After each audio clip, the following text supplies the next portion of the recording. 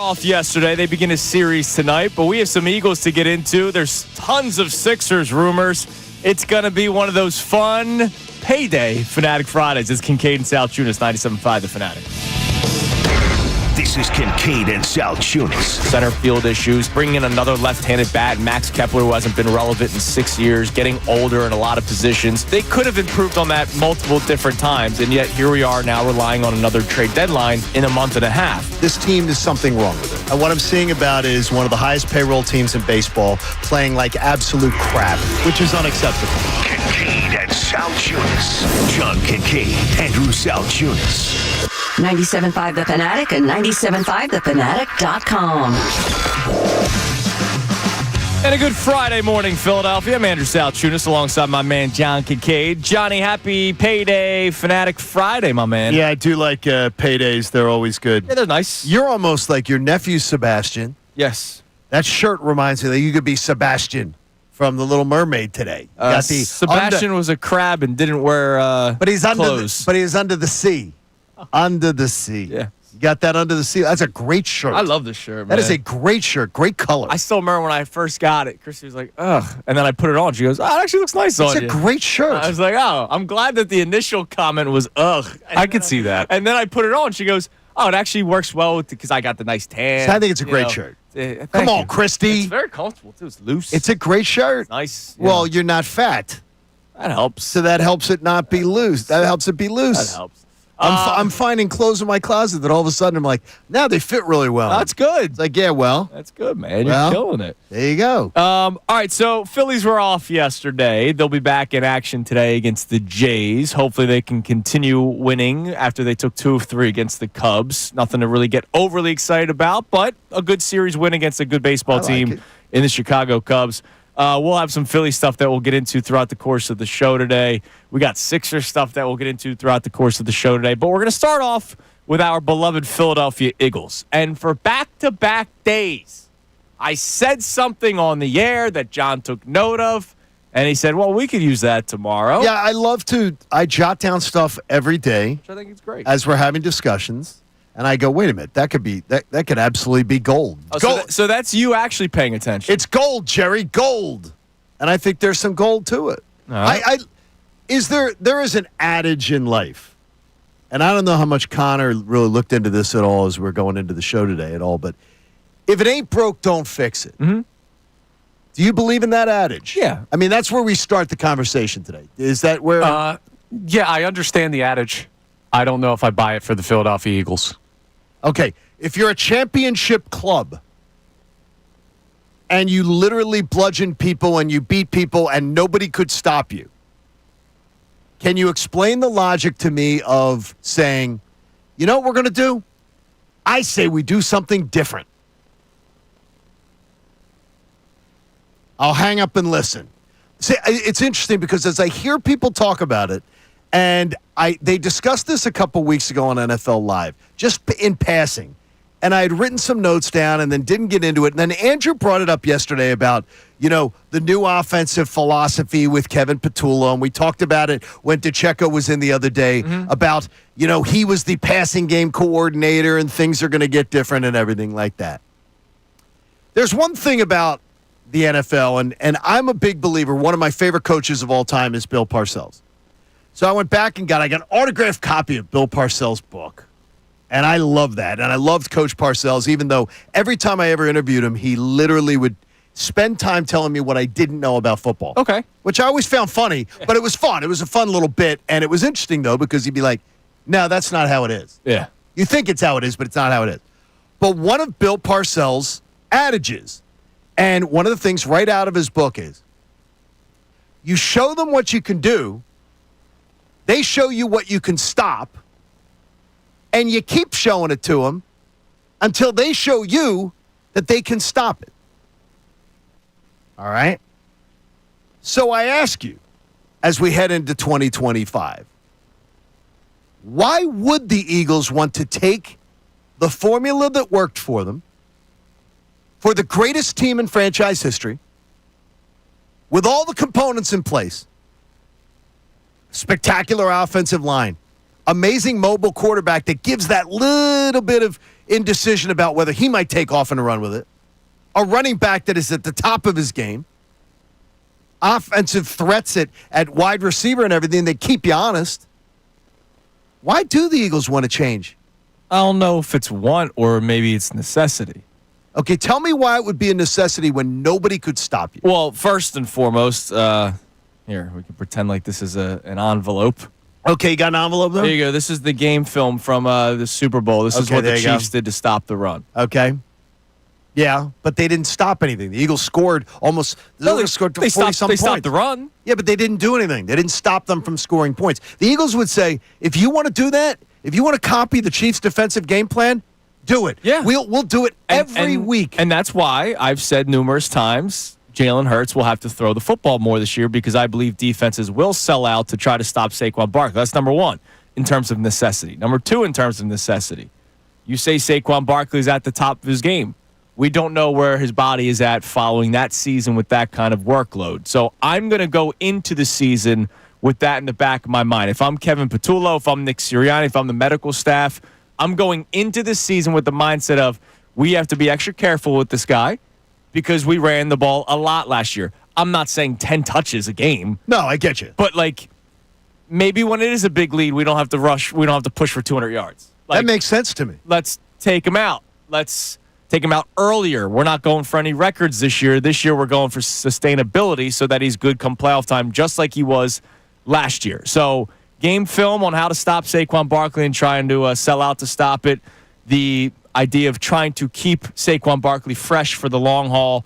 Those are the two reasons why I would say you might need to throw the football more. I don't think it's out of want. I don't think they're going to go, they're all planning to stop the run, so let's be the smartest guys in the room and let's come up with this incredible offensive scheme where we're throwing the ball all over the place. I don't think it's going to be that. I just think it's something that they might need to do this year. I think the Eagles coaching staff would be thrilled if everybody tried to do the Chiefs game plan. Yeah, absolutely. They If scored 40-plus points in a they'd Super be like, Bowl. yeah, you want to leave A.J. Brown and Devontae Smith one-on-one. By the way, do you know they were both left single coverage over 45% of the snaps in the Super Bowl? I'm not surprised. That's They literally sold out to stop the run. That might be the dumbest game plan a team has ever gone into a big game with. I don't know, because the alternative is Saquon Barkley goes 70 yards to the house on you twice. So there was no good game plan. The Eagles were just that right, good. and if you're the Chiefs, like they do have a very good secondary, right? The corners are very good. Their safeties are very good. Spags is obviously a very good defensive coordinator.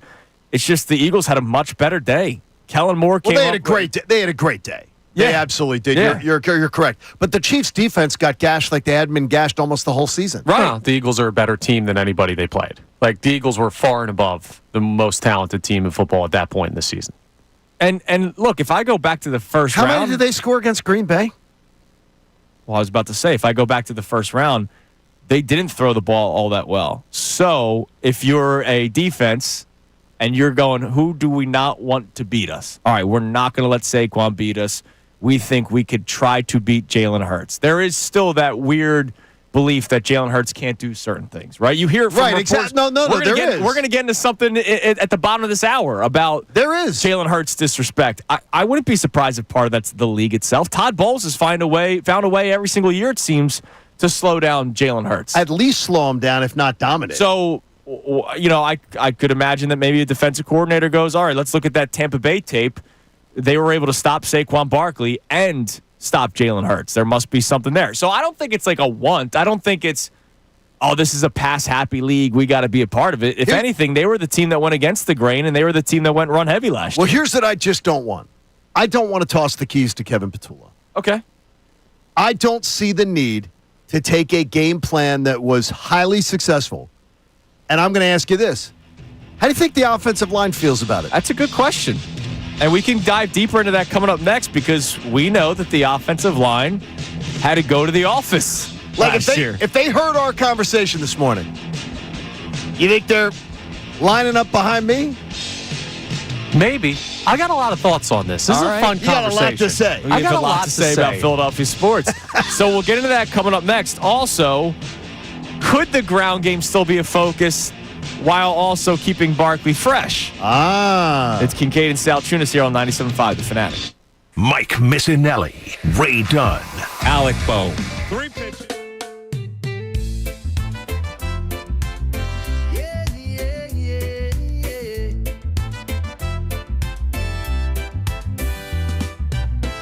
Sunny days and ocean blue.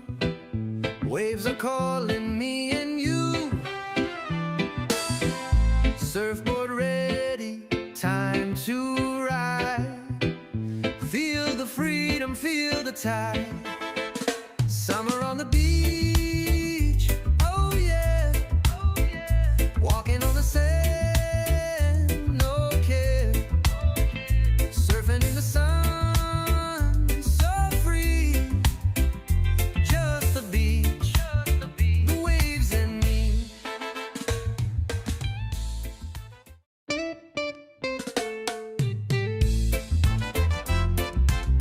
Yeah, yeah, yeah, yeah.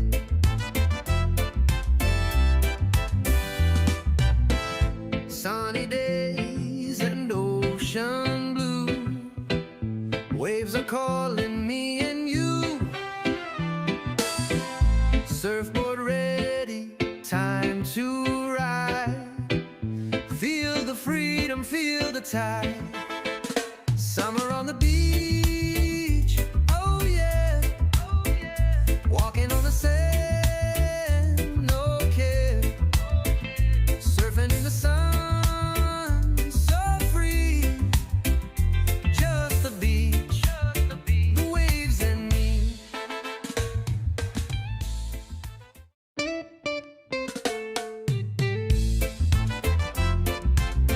Yeah, yeah, yeah, yeah.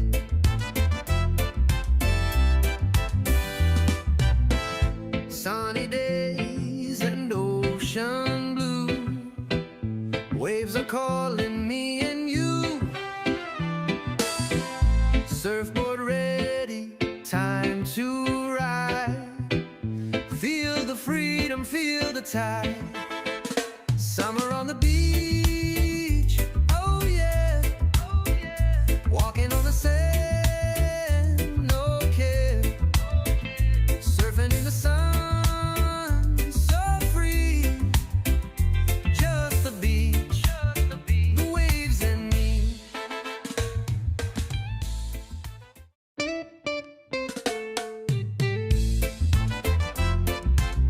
Yeah, yeah, yeah, yeah.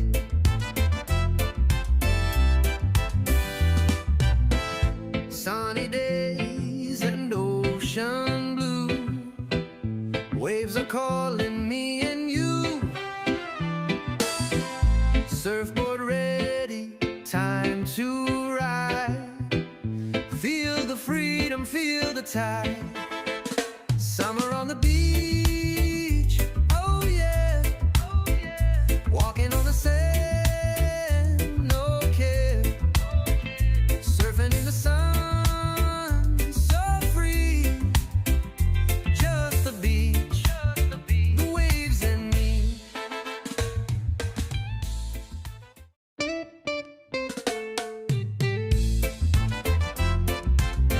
Yeah, yeah, yeah, yeah.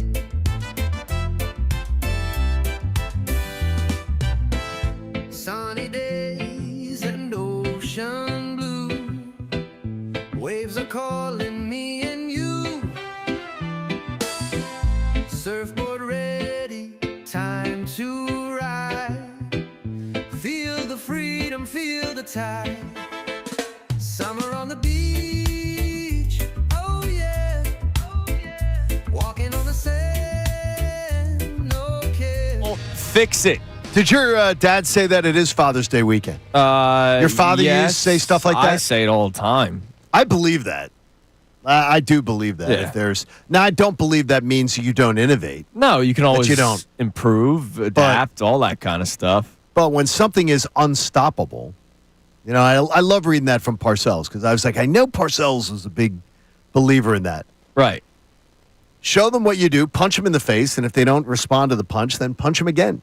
Yeah. And keep punching them. I understand. I understand the belief. But why would you want to change it? Well, again, I still don't get the I'm not answer like to that. wanting to change it. I don't think the Eagles are wanting to change they it. I not? think I don't know. What have they said? You've gotten the sense where they said, "Yeah, we're going to throw the ball a lot more this year." I think that it has been with Kevin when the whole introduction of Kevin Patullo.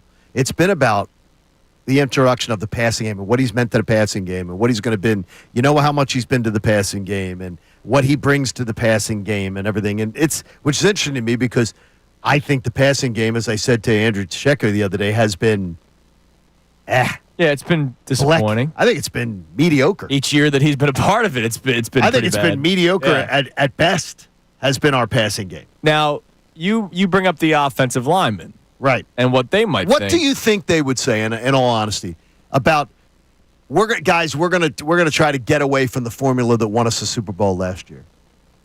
I think though they'd want to be a run first offense still. I mean, Lane Johnson's very vocal about that all the time. You've seen him on the field at times. Sure. Keep going. I think they would want to continue to run the football. I think they would too. Yeah. I think they would in a big way. I don't think that they'd be like, you know what we need to do? Guys, we need to be passing the ball a lot more this year. I don't think they'd be there. What do you think's harder for Kevin Patullo to implement? Do you As think far it's as going to what? be tougher to build a dynamic passing game or to do what they did last year with the running game? Probably passing game. Passing game. So you start with the tougher thing, and you can always revert back to the other one. You try it in the early weeks so you have it in your back pocket for later on, and you always have your bread and butter to go back to. Thing is, why are you... Okay, if you go back to... Okay, I spent a lot of time as a coach, much lower levels, but spent a lot of time as a coach. My teams, we spent a ton of time on special teams. We spent a ton of times on penalty kill. We spent a ton of times on power play as a hockey team, and we were great at it. We dominated teams at it, but we focused on it a lot. It was our strength. We led practices with it. It was a lot of times. I think you lead with what you're great at, to me. I think you lead with your fastball, not with trying to develop this extra pitch. I think that's what you do on the side. At least that's what I think. Well, unless you're and trying to- people may disagree. Our audience, as we're going to find out on the text line and stuff, they may say, hey, we know we can do that great, so let's find out something else that we can do great. That's exactly where I'm It at. may also be a plan. That's what where I was you figuring go- it sounds like. Maybe not even in week to week. What if the first quarter, if the scripted 15 plays, right? What if your game plan to start is, hey, we're going to start coming out firing, but we're going to eventually turn to the run if need be. Like, it doesn't even have to be like a weeks 1 through 4 thing versus weeks 5 through 8. It could be, hey, the game plan today against this team, we know they're going to try to load the box. We're going to throw the football so that when they make their halftime adjustment, they're not loading the box as much, and then that's when Saquon has his success in the second half. And we saw that this year a lot. Remember, some of the games where Barkley rushed for like 150 yards, I feel like 90 of it came in the second half. Like he wore teams down after halftime and Right. had that big break. Like there'd be that big run. It'd be the big run, right? Like there was the one against the Rams. I think he had 2 in the second half alone that were like 60 plus, right? I'll try to find out. There was the one where I think it was the first run of the third quarter. First play of the third quarter or something like that, where he broke it open and just like sort of broke their back right off the back. Yeah, so maybe They took that's care of part of it business. too. Here goes. First half stats this year. Man, this kind of goes to my point. 159 carries for 760 yards. That's 4.8 yards per attempt. Still amazing. Second half, 186 carries for 1,245 yards, which was 6.7 yards per attempt. Wow. Yeah, So he wore when other teams wore down. he had a lot of success. But what were the first half carries, the second half carries again? 159 to 186. So not Okay, so it was a major fairly- difference. Yeah. So it was fairly even. Yeah. And I think they used him more. Now, here's one that speaks to Connor's earlier point. I think they used him more in the second half last year than they want to use him this year in the second half. And I think that's one of the reasons why you get out and you get another back who I don't consider as complimentary as maybe playing the same sort of kind of style that you can use more in the second half of games. So that way, maybe there's a little more tread on the tire in Jack. Yeah, and that's even though why- he didn't lose any tread as the season went on. And one of my thoughts is to that point, the complimentary back, does A.J. Dillon and Will Shipley help Barkley a little bit more this year? Well, if you hear his publicist, Andrew DeCecco, yeah. I think Will Shipley, we're looking forward to seeing a leap.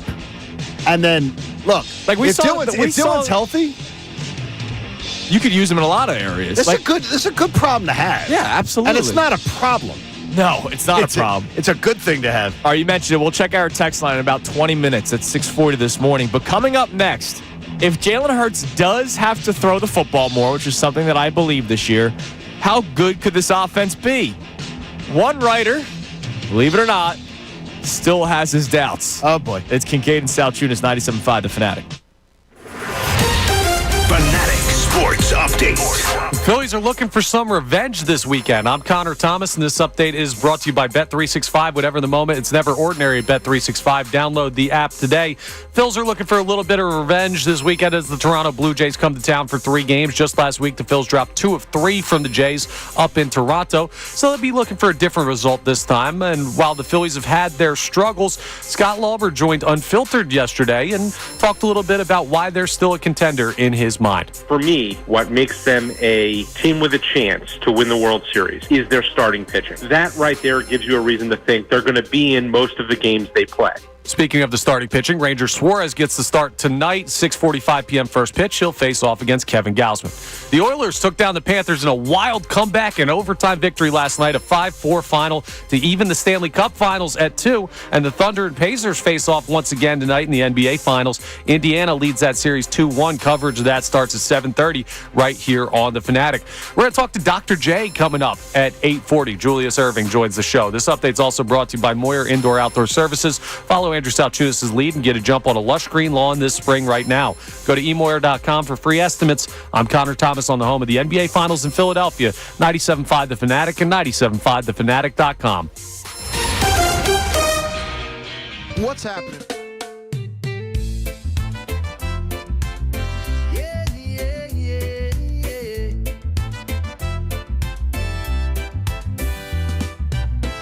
Sunny days and ocean blue. Waves are calling me and you. Surfboard ready, time to ride. Feel the freedom, feel the tide. Summer on the beach, oh yeah, oh yeah. Walking on the sand, no care. Surfing in the sun, so free. Just the beach, the waves and me.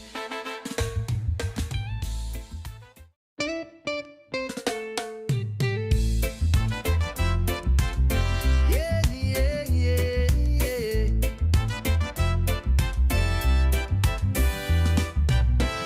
Sunny days and ocean blue. Waves are calling me and you. Surfboard ready, time to ride. Feel the freedom, feel the tide. Summer on the beach, oh yeah, oh yeah. Walking on the sand, no care. Surfing in the sun, so free. Just the beach, the waves and me.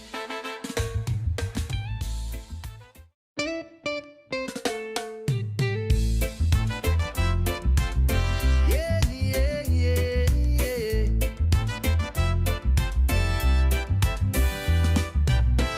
Sunny days and ocean blue. Waves are calling me and you. Surfboard ready, time to ride. Feel the freedom, feel the tide. Summer on the beach, oh yeah, oh yeah. Walking on the sand, no care. Surfing in the sun, so free. Just the beach, the waves and me.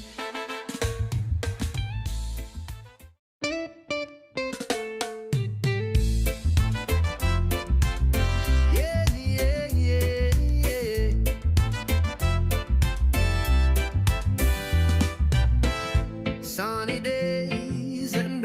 ocean blue. Waves are calling me and you. Surfboard ready, time to ride. Feel the freedom, feel the tide. Summer on the beach, oh yeah, oh yeah. Walking on the sand, no care. Surfing in the sun, so free. Just the beach, the waves and me.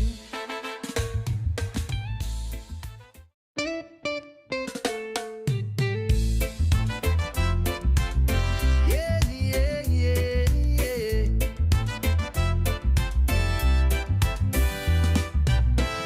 Sunny days and ocean blue. Waves are calling me and you. Surfboard ready, time to ride. Feel the freedom, feel the tide. Summer on the beach, oh yeah, oh yeah. Walking on the sand, no care. Surfing in the sun, so free. Just the beach, the waves and me.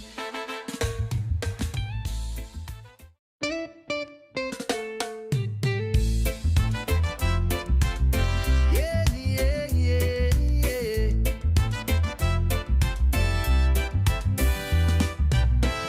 Sunny days and ocean blue. Waves are calling me and you. Kincade Salciunas, 97.5 The Fanatic. If it ain't broke, don't fix it.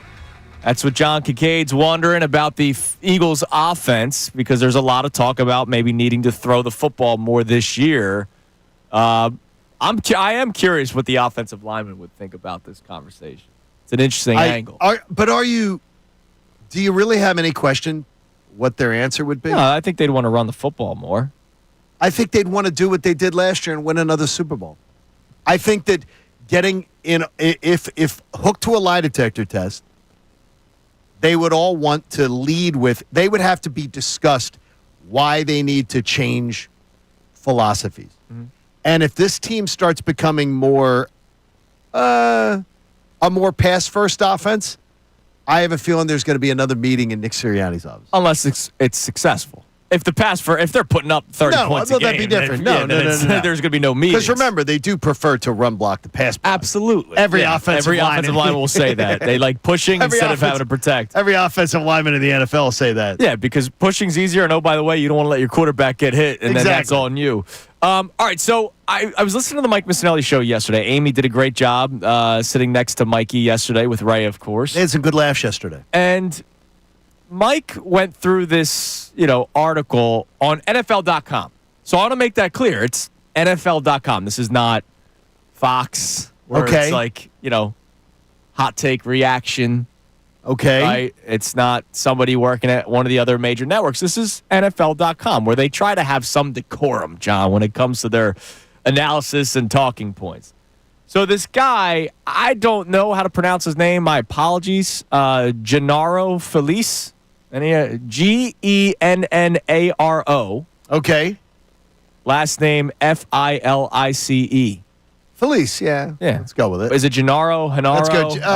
I go Gennaro. All right, Gennaro.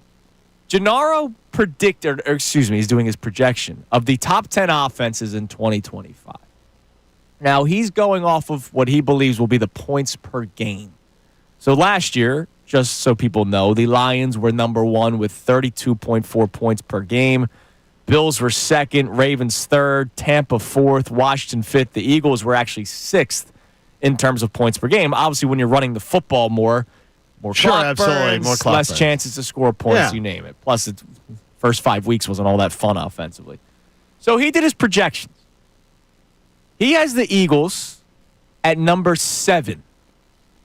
Not in terms of his belief of whether or not they're the 7th best offense. He is going off of his belief of what the points per game metric will be. He has Denver at 6. He has the Lions at 5, Commanders at 4, Ravens at 3, Bucks at 2, Bills at 1. He believes these are the teams that will score the most points. I don't really care about where his belief is with the ranking of how many points per game. Like, that's such a guess. And more importantly, it really doesn't matter the points per game because the schedule that other teams are going to play compared to what the Eagles play. Right. Eagles' schedule difficulty is far different than other years. It is. And again, style of offense, if they're running the football more, it's going to be less points. We don't care about that as much. The reason why I read it is not necessarily the ranking, but what he says about the Eagles offense. And he says this could be too low for the reigning Super Bowl champs, who feature the best offensive line in football, a 2,000-yard rusher, and one of the top receiving duos in the game today.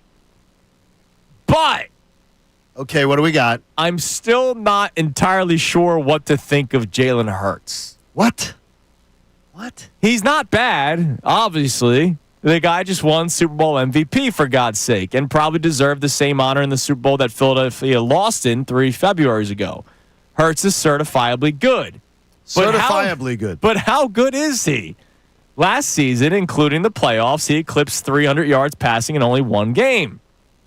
I wonder why. Yeah. And while he provides undeniable value as a runner, particularly with his forward thrust on the tush push, Whoa. Hurts doesn't really take over games with his legs.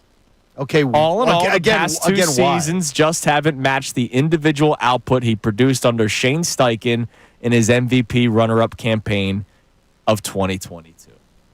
Okay, again, I would just ask this writer why. Do you not know the reasons to the? Do you not have answers to the questions that you ask? Right. If we pose a question and you don't know the answer, like you can't figure out the answers to this.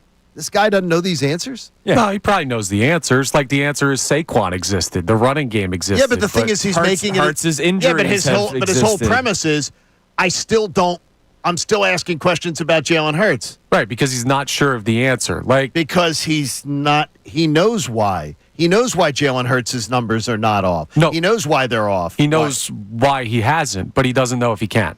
Right? He doesn't know if forced into a situation where he's going to have to be a pass-first quarterback, he could do that. Now, our hope is that he might have missed the NFC title game and the Super Bowl. I was about to say the very last game that was played. He might have been busy those weekends when Jalen Hurts was going against, well, supposedly the two toughest games of the year when Jalen had to do like the exact same things he's writing about.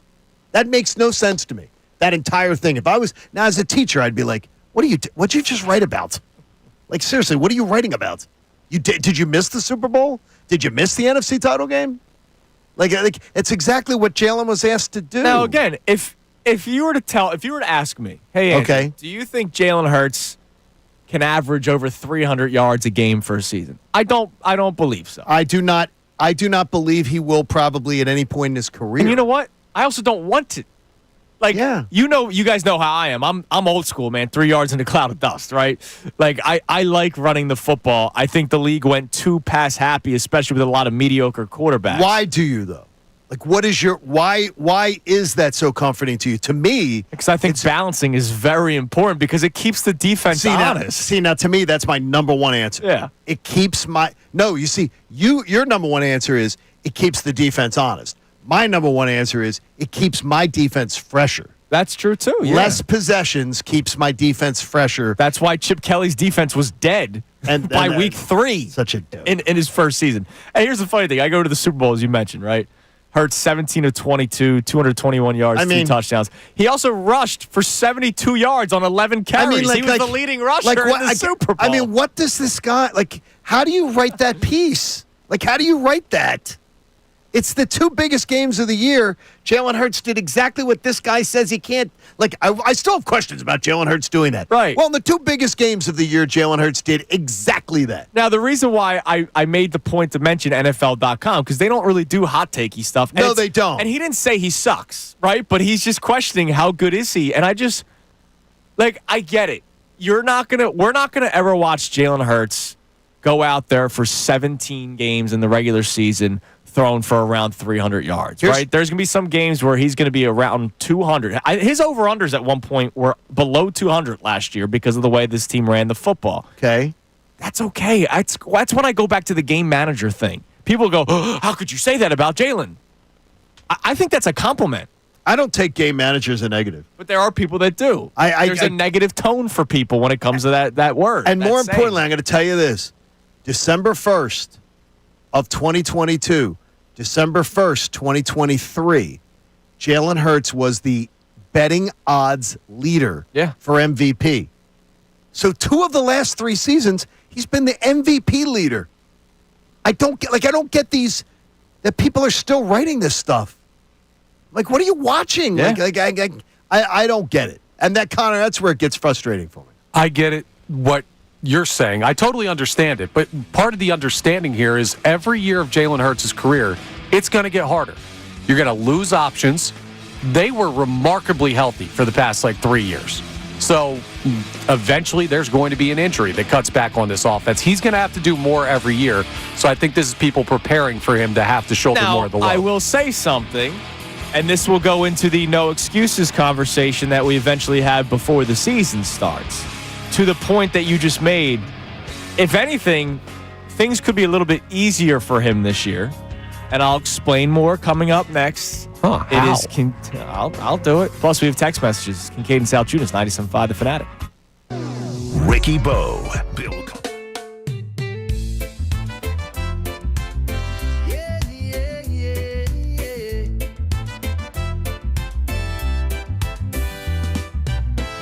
Sunny days and ocean blue. Waves are calling me and you. Surfboard ready, time to ride. Feel the freedom, feel the tide. Summer on the beach, oh yeah, oh yeah. Walking on the sand, no care. Surfing in the sun, so free. Just the beach, the waves and me.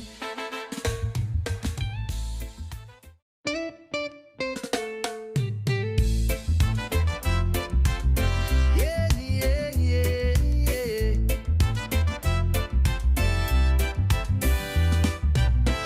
Sunny days and ocean blue. Waves are calling me and you. Surfboard ready, time to ride. Feel the freedom, feel the tide. Summer on the beach, oh yeah, oh yeah. Walking on the sand, no care. Surfing in the sun, so free. Just the beach, the waves and me.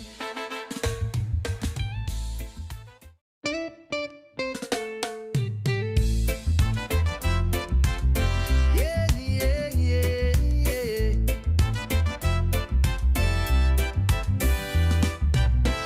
Sunny days and ocean blue. Waves are calling me and you.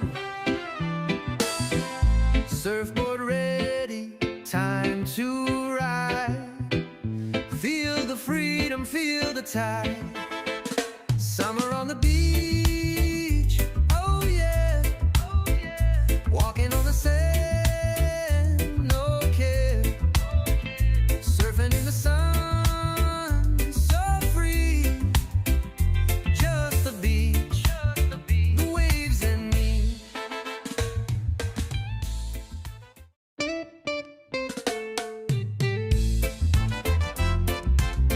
Yeah, yeah, yeah, yeah.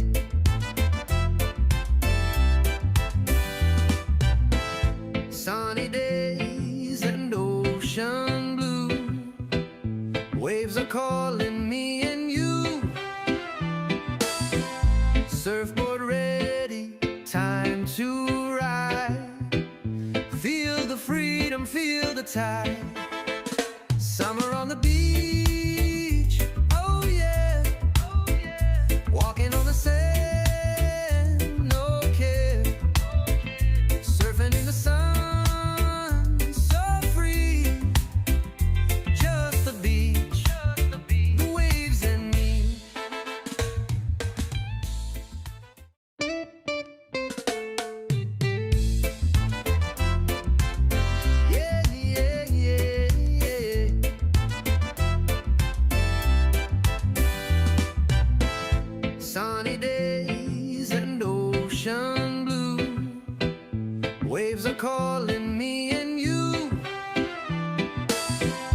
surfboard ready, time to ride. Feel the freedom. 40 on this Payday Fanatic Friday. That's Love always that. nice. And Father's Day weekend. So shout out to the dads out there. Shout out to you, John Kincade, Shout out to you, Andrew Salciunas. and maybe Connor. Who knows? You never know. Let's hope not. Let's hope not. All right, so we'll check our text line here momentarily. You can text the show at 610-632-0975. When it comes to this offense, I keep on saying I think they have to throw the football more, and John goes, well, if it ain't broke, don't fix it. So let's talk about that with you. But one thing you mentioned, Connor, that it's going to get harder and harder every single year because they're going to keep on, losing people. This is going to be one of those fun conversations early on in the season when we talk about no excuses and patience and all that kind of stuff. Yes, Jalen Hurts has another new offensive coordinator, and that's something that I will be patient about because if the offensive game plan looks bad week one, I might get nervous, but I'm not going to be like, oh, my God, they made the wrong decision hiring Kevin Patullo. That is something that I will try to be patient with. Yeah, You should. emphasize try. We went through this last year. now, You can't do the Kevin Patullo week one. No. And I gave 2 creams, 1 sugar a lot of patience. Yeah. Now, And they also were 10-1. They were 10-1. It helped that they were winning. However, I will say this in terms of Jalen Hurts and how it could be a little bit easier in year 2. What is something that we always beg for when it comes to the Philadelphia 76ers? That Joel Embiid will put his first job first. Younger players. No. One Medical of the things. updates. What are these Yeah, things? there are a lot of things that we beg for. Yeah, there's a lot of things. Anything else? Consistency and continuity. Well, that's not Sixers. You can't say them in the Sixers. That's something that exactly. That's something that we beg for because it's a different team. It seems like not every year. There's 2 different teams every season for the Sixers because of this trade deadline. Oh my God. The Eagles have 10 of 11 starters on offense coming back, and the only guy that's not a returning starter is a guy that started in games last year. Right? Becton missed a game or 2. Anyways, Tyler Steen played. Tyler Steen knows his offense. Tyler Steen has played, yeah. So all 11 starters were on the team last year. All 11 starters played in games together last year. And 10 of the 11 starters from last season are once again starters this year. And that is something that is not common in the NFL. And the fact that the Eagles have that going into this year, I do believe maybe might make Kevin Patullo's life a little bit easier in terms of coming up with an offense. It also should make Jalen Hurts' life easier knowing that he's playing with the same guys that he's been playing with for multiple years, some of them, but the same exact offense almost back-to-back years. Yeah, I don't understand why. That's pretty good. Like, Connor, I understand the premise, but I don't understand why you think it's going to get tougher for the Eagles. Yeah, you're going to be hard-pressed to tell me Jalen Hurts is going to have an easier time this year. Tougher schedule right off the bat. So harder opponents to face in the regular season. Automatically tougher year. Saquon Barkley, there is no shot that he replicates what he did offensively last year. There's just not a chance. Like 2,000-yard rushers in NFL history, they've never crossed the 1,500-yard threshold in the follow-up season. Like, it's never happened. It's not going to. Like, maybe he'll get to 1,500, but he's not going to be a 2,000-yard rusher again. Okay. That makes Jalen Hurts' job harder. And also, with all of those guys coming back, if you stick with the same offensive scheme, you're going to have every team out there that you play working on that all offseason, working on that leading up to the game, trying to figure out with more data a way to stop it. You can't copy paste. But if they thing. do, they go out there and they try to stop it. The passing game's going to gouge them. We've learned this, and that's why that continuity, that consistency with these starters, I think, goes a long way. I mean, look at what happened to the Eagles' defense last year, right? They finished what, number 1? They finished number 1. Where were they through the first? Or number 2, depending on statistically. Yes. Where were they through the first 4 weeks? They were terrible. And part of that reason may have been new scheme, new players, new leaders. What is every team going to be dealing with early on defensively? Probably the exact same stuff. Maybe not new schemes every single time, but there's going to be change in roster, change in players, change in calls. All those changes that they have to work. Remember, nobody plays preseason anymore. It's not just an Eagles thing. So this whole first 4 weeks of the season is always a continuation of the preseason. That means because the Eagles have the consistent offense, the same offense pretty much in terms of players, they should have the edge over the defenses the first 4 weeks of the season. I mean, they should, but and I'm not saying the Eagles aren't going to be good. right? They're still going to be successful, but you got a new OC. You got a running back who's going to take a step back. It won't be a major step back. Like Saquon's not going to stink, but it'll be harder than last year for the offense. He might be okay early in the season, Saquon. You know, I mean, like It might just be as the season progresses. And also, too, That's fair. Also, too, is what does a championship do for this club? What does it do for them heading into a season when you're a champion? There's any one of a number of players that I've spoken to in my life about how you respond to winning a championship, that how you come back. There's a swagger to it. Yeah, some guys confidence. get fat and happy, or you're A.J. Brown Instagram posting 2 days after the Super Bowl, I'm ready to get back into the gym. Devontae Smith, A.J. Brown, and Jalen Hurts are all built of that common DNA of almost like they weren't happy, which I don't like. Yeah, it's weird. I don't like it. I enjoy life a little bit. I don't dig it. I really don't dig it, but I understand. And I think they had fun at the parade. But I don't have to like how they celebrate. They don't have to do things to please me. Right. It's how they motivate themselves. Yeah, absolutely. I don't think the Eagles or Jalen Hurts are in for an easier year this year compared to last year. I just don't think see it based on the factors. I'm just saying, like, I think Jalen Hurts. Jalen Hurts can still have a better season throwing the football. Yeah, I think he's going to. I think Jalen Hurts right now, I'm going to tell you, I think he's going to have a better year than last year. Right, and I'm not against you guys on that. I just think it's going to be more difficult to do so, which is why I want more focus on the passing game to prepare for this year. Okay, if you think it's going to be more difficult, this is something interesting, and I don't want to get too far off track what we're talking about. If you think it's going to be more difficult, but I do believe Jalen Hurts is going to have a better year this year than last year. Like, he is going to when we look at his numbers and statistics and everything, we're going to say he has a better year this year. But we're all in agreement that the competition's tougher and everything. Yeah.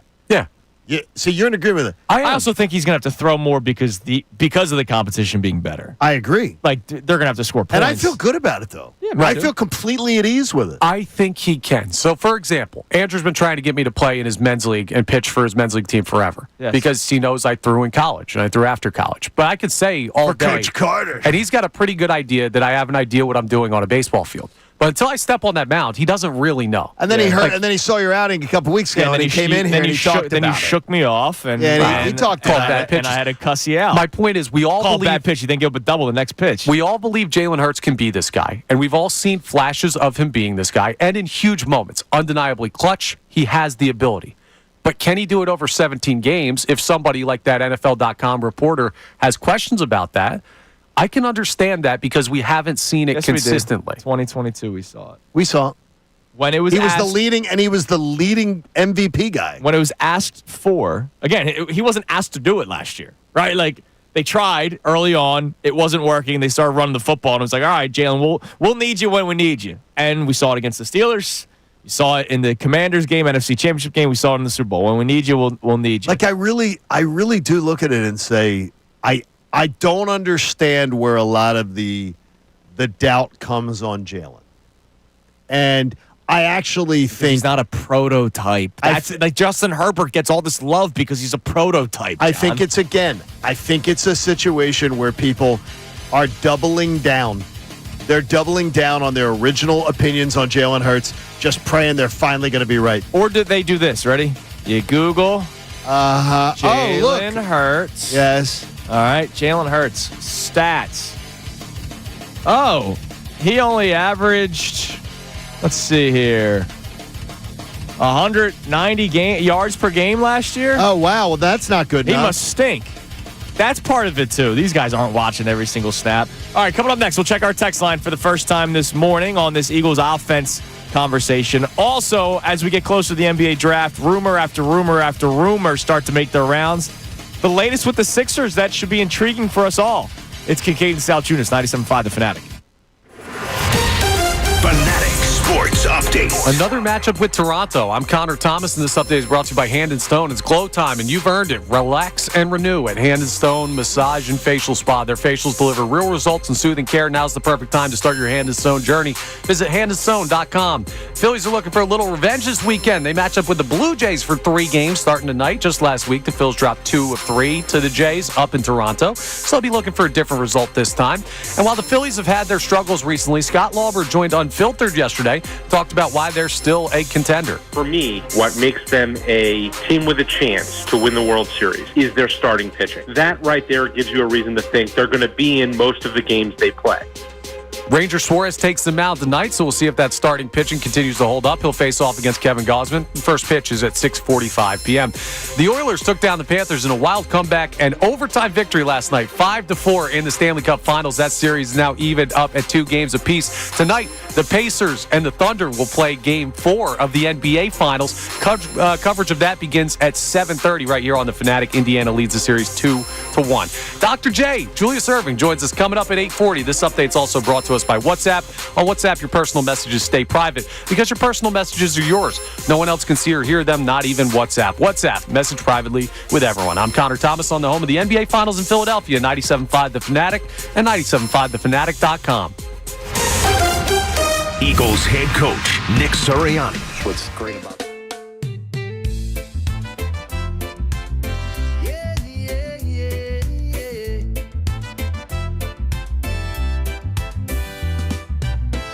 Sunny days and ocean blue.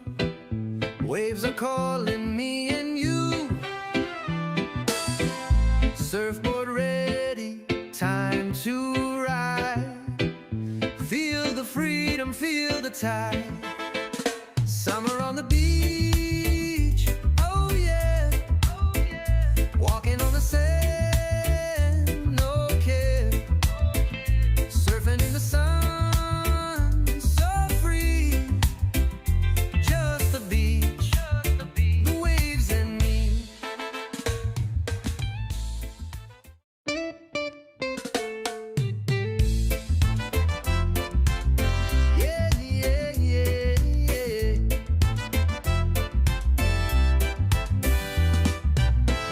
Sunny days and ocean blue. Waves are calling me and you. Surfboard ready, time to ride. Feel the freedom, feel the tide. Summer on the beach, oh yeah, oh yeah. Walking on the sand, no care. Surfing in the sun.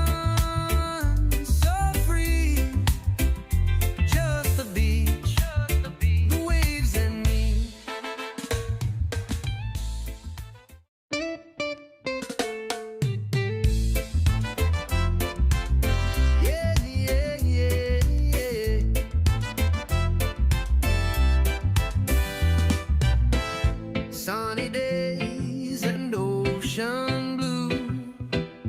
Waves are calling me and you. Surfboard ready, time to ride. Feel the freedom, feel the tide. Summer on the beach, oh yeah, oh yeah. Walking on the sand, no care. Surfing in the sun.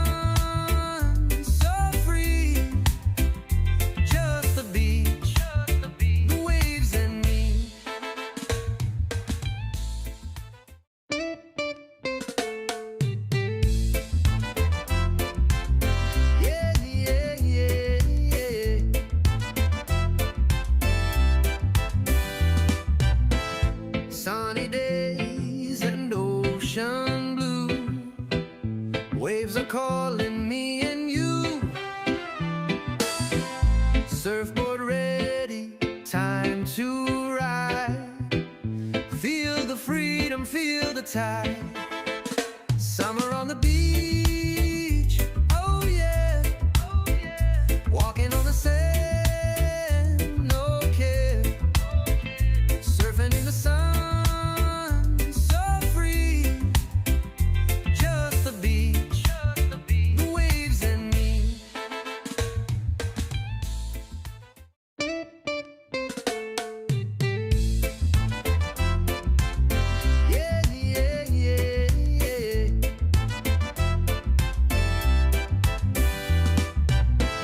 Sunny days and ocean blue.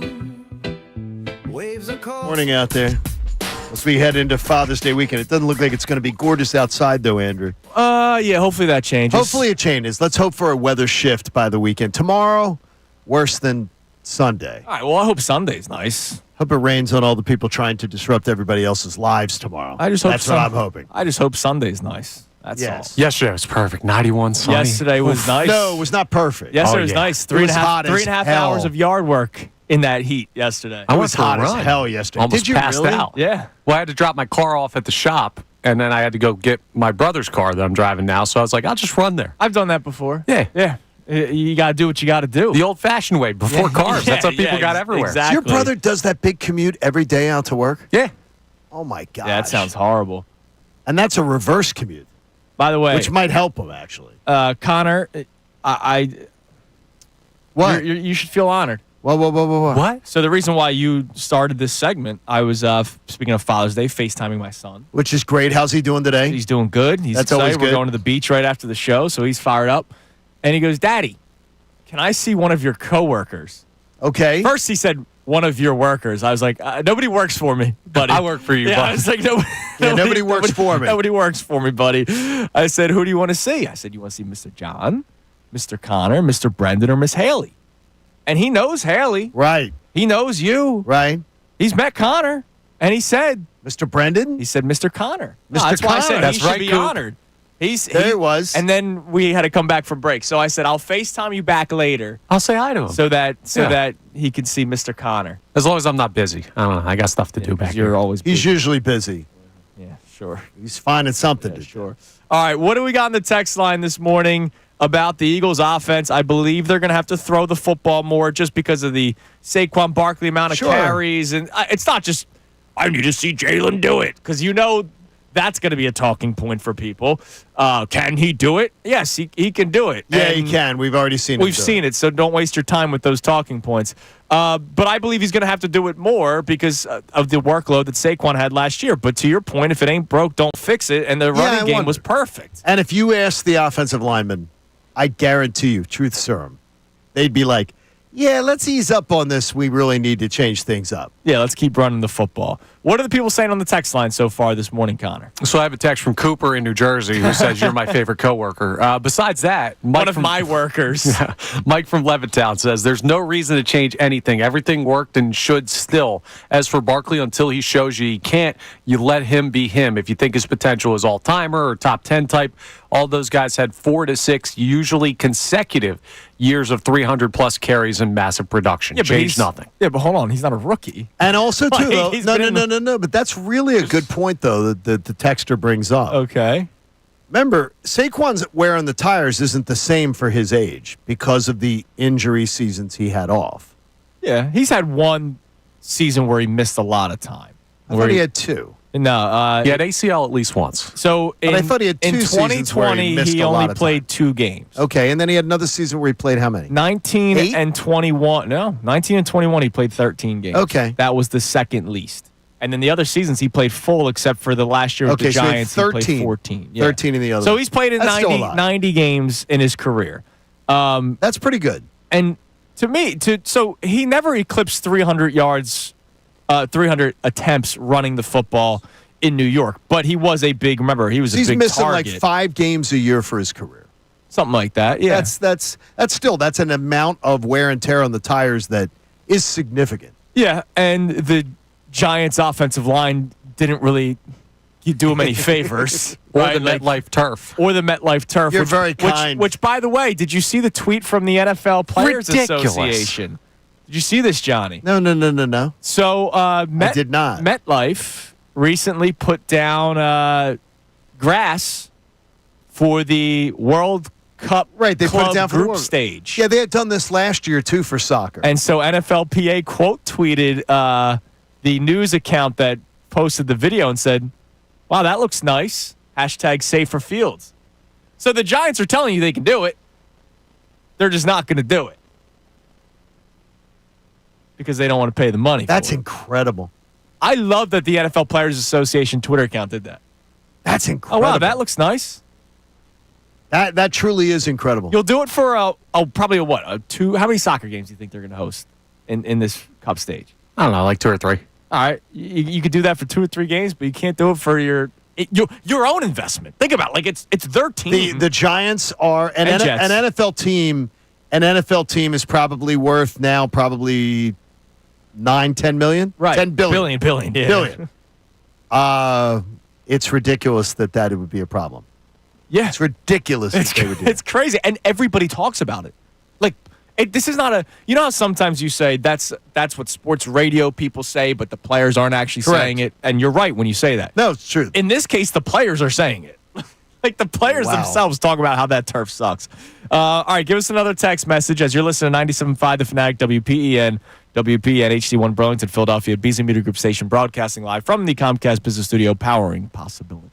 All right, so Timmy in Audubon checks in and says, Timmy! will there ever be a conversation between the coaches or anybody on staff about taking care of Saquon Barkley? Because Saquon Barkley takes care of himself. That's why he's in the gym doing all of his workouts and lifting all that weight every week. The guy's a beast, and no one can stop him for the last several years, so stop worrying Hold about on a second. Stop worrying about that and start thinking about how many wins we're going to have. Something that Mike Missanelli is worried about is that what the texter just said, it might not be accurate.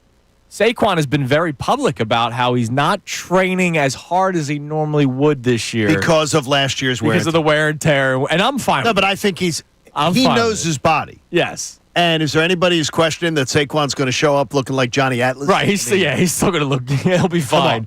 But Mike's a little worried that the training regimen is off a little bit this year. Why would you be worried about it? He's just worried. He's worried that he's not doing the same stuff. There's a lot of time after winning a Super Bowl. Right, you're doing all the media tours and stuff. He was on Hot Ones. He's not going to be ready for the season. That's right. Well, Too many chicken wings. Don't eat the hot ones the night before a game. 'Cause I'm a little suck. shocked that Mike's coming with that. Ask him about it. I'm a little shocked at that. He doesn't like that he's drinking beer. Well, I heard that last week from Mike, and I thought that was just, I heard he said it again yesterday with it was Amy. outrageous to me. Outrageous that. I don't know. Professional athletes, I don't think they should drink during their careers. No. Skill position. He's fine with the offensive linemen drinking their beers. Yeah, but even is it like, okay, what about pitchers? Should pitchers in Pitchers of baseball? beer? It depends who we're Should pitchers talking. in baseball Like Bartolo Colon needed it. I can tell you this. If they said no drinking beer in the NHL would shut down. The NHL would be done. They would not even exist. It would be done. Seriously. David Wells threw a no-hitter hungover, so he needs to be able to pitch. Professional baseball, for God's sakes. Beer. Oh, my gosh. Yeah, Schwarber would be off this team so quick if he implemented that. I didn't understand the take. It's funny, though, is Mike, we have the one little liner says sports talk makes you think. Yeah. What made me think? It made me think that maybe Mike had been overserved before the show. Maybe Mike was. Yeah, maybe Mike was drunk. overserved. Maybe Mike goes, you know what? I'm not feeling my best. Athletes must not feel their best. Maybe Mike had a gummy. I don't know. Maybe I can't tell because I couldn't hear that. Don't step on my I turf. couldn't hear that. I heard it and I'm going, what? Yeah. What? Hey, he brought it up again yesterday. There's nothing about a beer or anything like that that's going to hurt a finely tuned athlete. Nothing. I mean, just look at me. I'm fine. All right, Yeah, exactly, yeah. You can continue to text the show at 610-632-0975. But real quick, just a couple of updates on the Sixers because there's more and more rumors. It's all over. And I think the Sixers are putting out. Yeah, I think so the Sixers too. are creating buzz for themselves. But the latest story from Michael Scotto, who covers the NBA for Hoops Hype, he's hearing. You could give me the names of these sites for the NBA, and I couldn't tell you if they were real or not. He's hearing Hoops that Hype. the Sixers have engaged with the Spurs about potentially moving up to the second overall pick. So Why would they do that if you're the Spurs?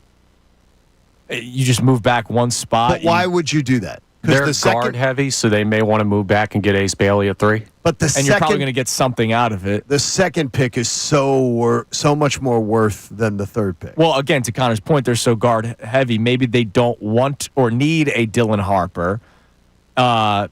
And look, the Sixers are guard heavy too. I got you, but But you're if they think Dylan Harper's better than a guy like Jared McCain,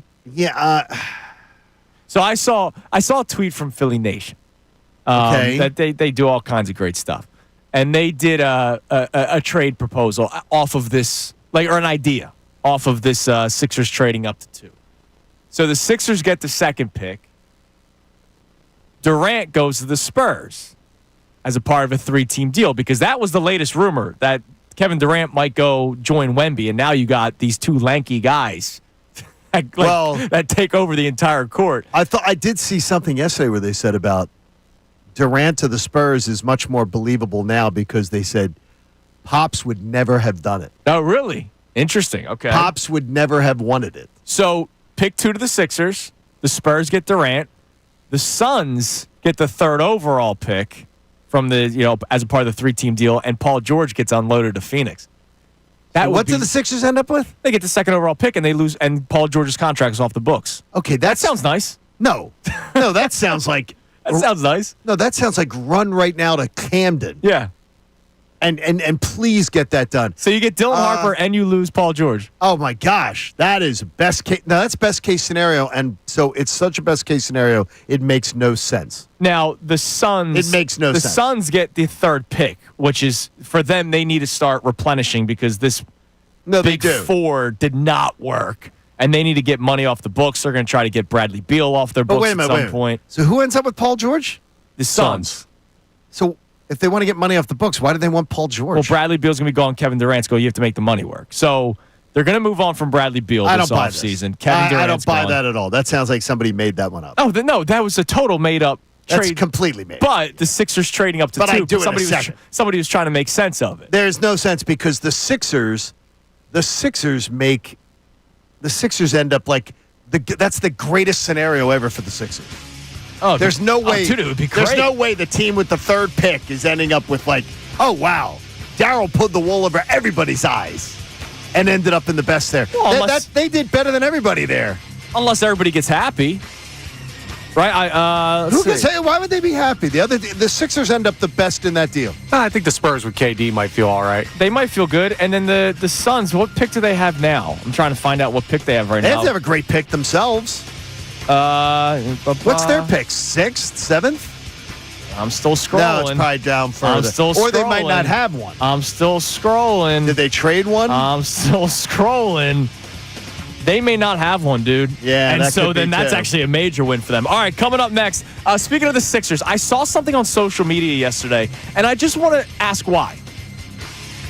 It's the anti-trade Jared McCain folk. It's Kincade Salciunas, 97.5 The Fanatic.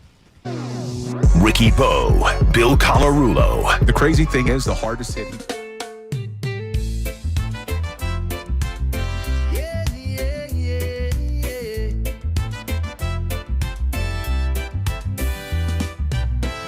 Sunny days and ocean blue. Waves are calling me and you. Surfboard ready, time to ride. Feel the freedom, feel the tide. Summer on the beach, oh yeah, oh yeah. Walking on the sand, no care. Surfing in the sun, so free. Just the beach, the waves and me.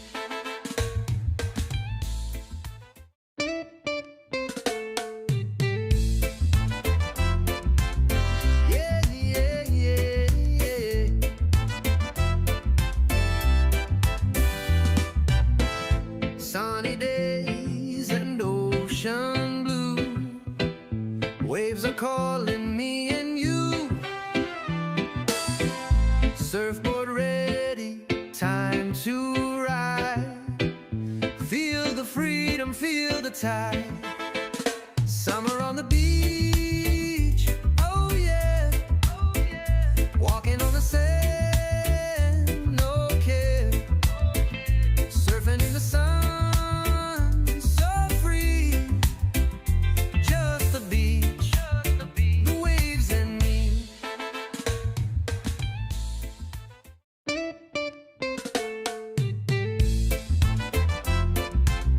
Yeah, yeah, yeah, yeah.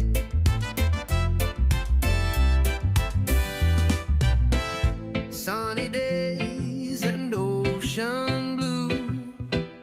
Waves are calling me and you.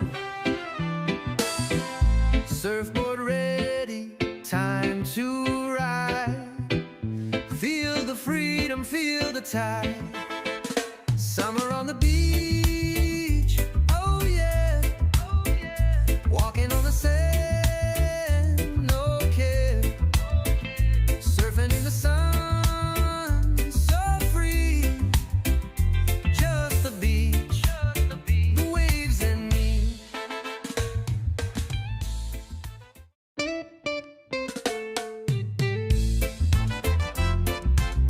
Yeah, yeah, yeah, yeah.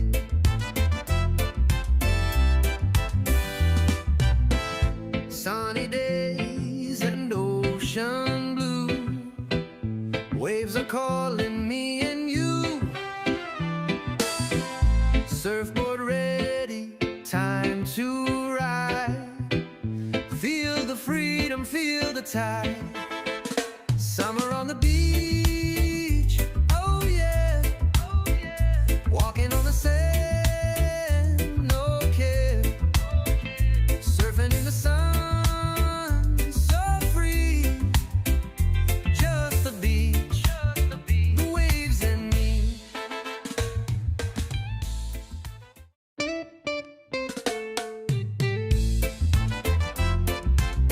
Yeah, yeah, yeah, yeah.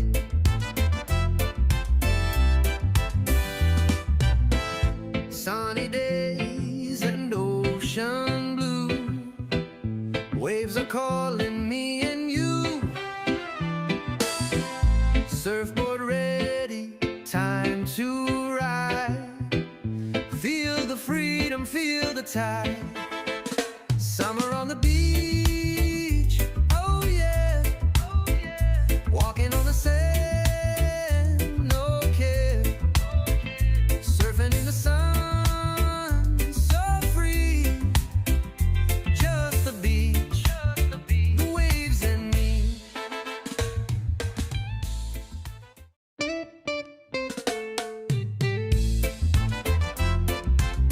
Yeah, yeah, yeah, yeah.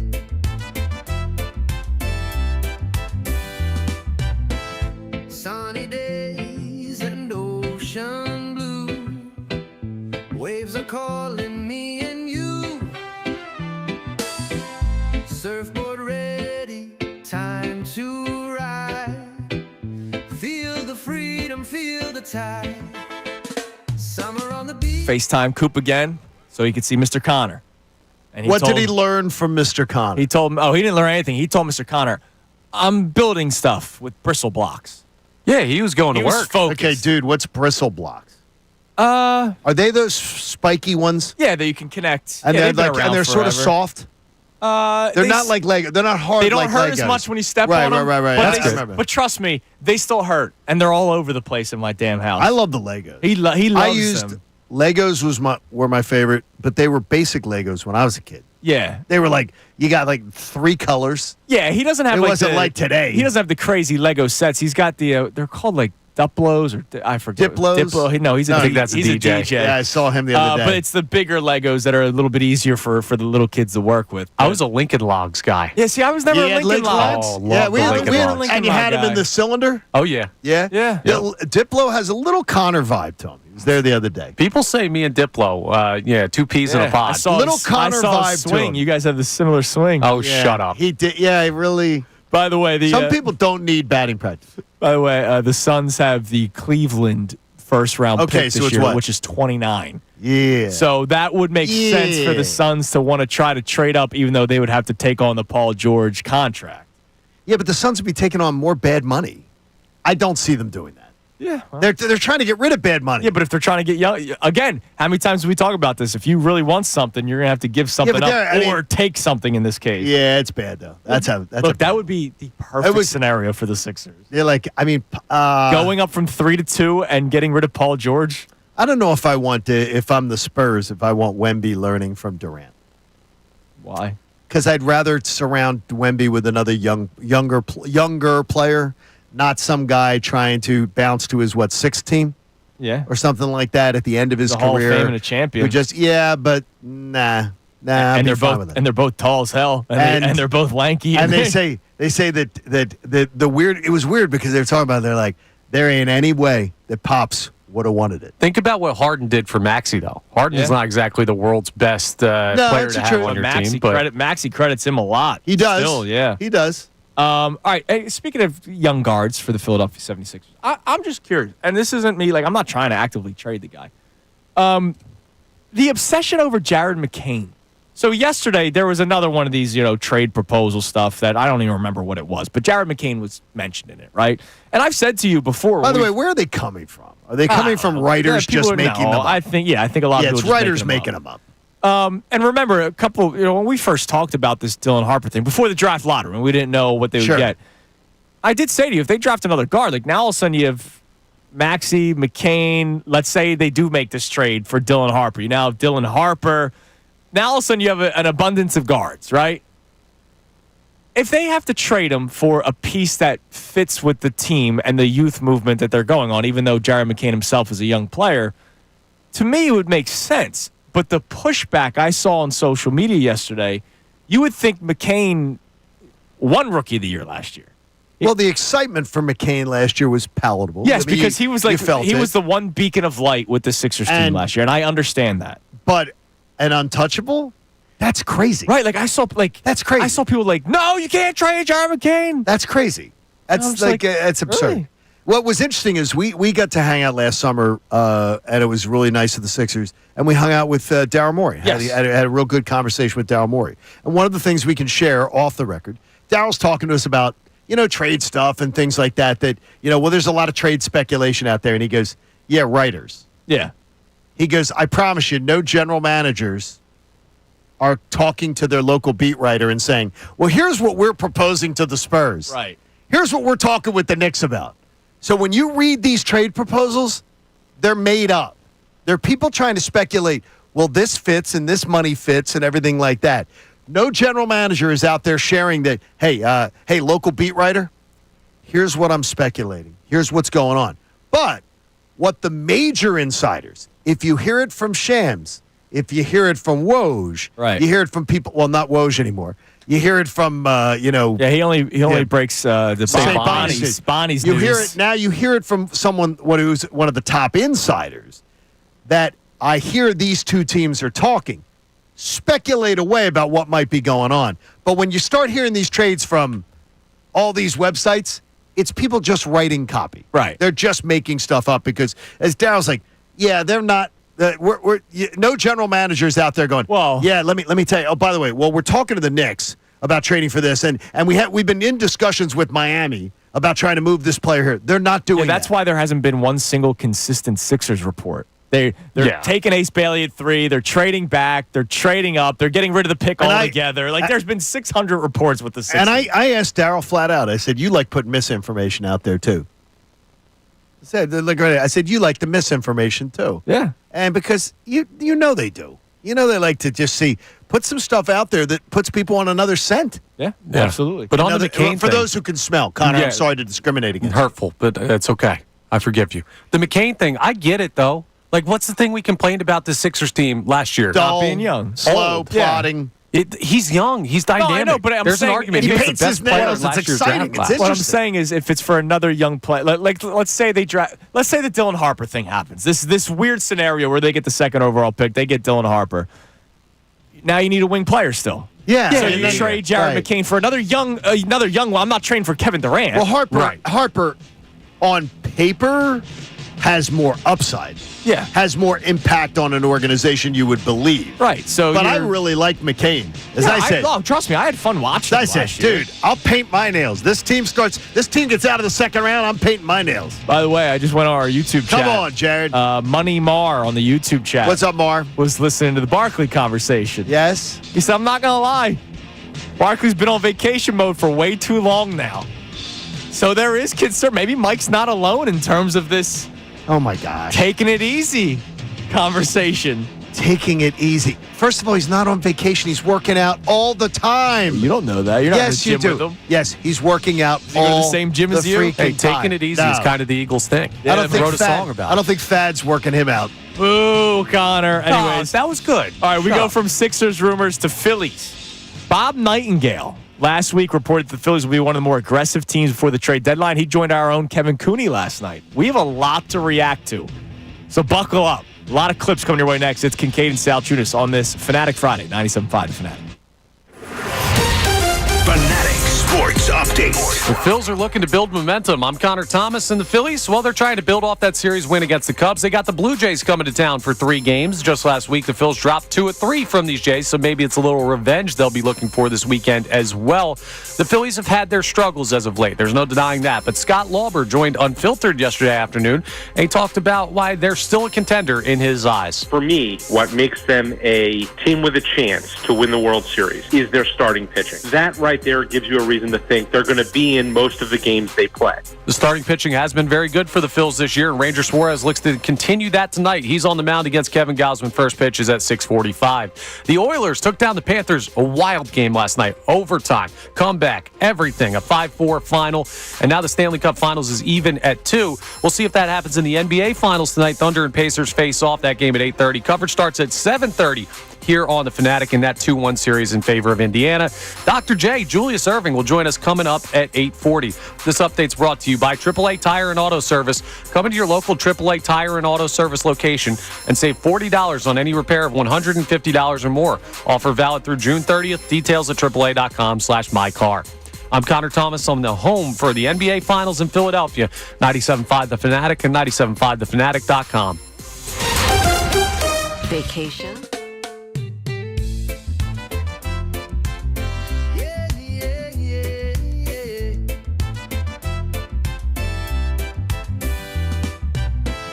Sunny days and ocean blue. Waves are calling me and you. Surfboard ready, time to ride. Feel the freedom, feel the tide. Summer on the beach, oh yeah, oh yeah. Walking on the sand, no care. Surfing in the sun.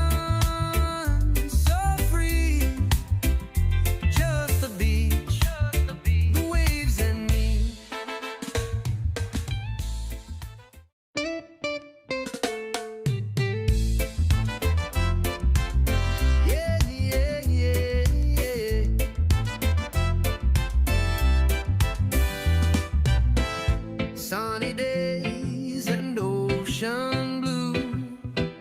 Waves are calling me and you. Surfboard ready, time to ride. Feel the freedom, feel the tide. Summer on the beach, oh yeah, oh yeah. Walking on the sand, no care. Surfing in the sun.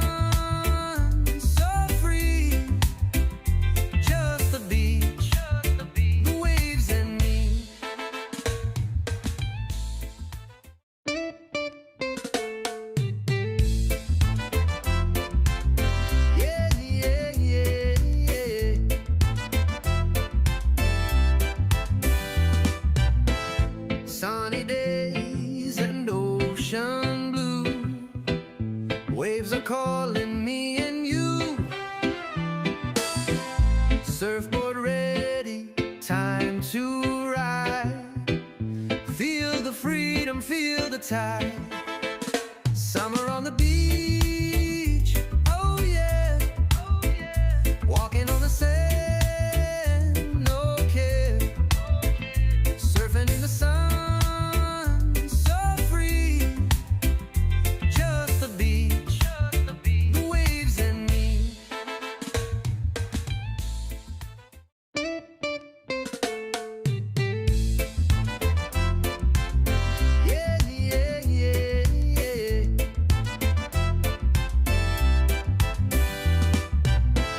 Sunny days and ocean blue. Waves are calling me and you. Surfboard ready, time to ride. Feel the freedom, feel the tide.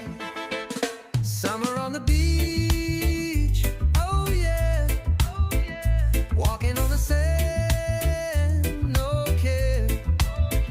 Surfing in the sun.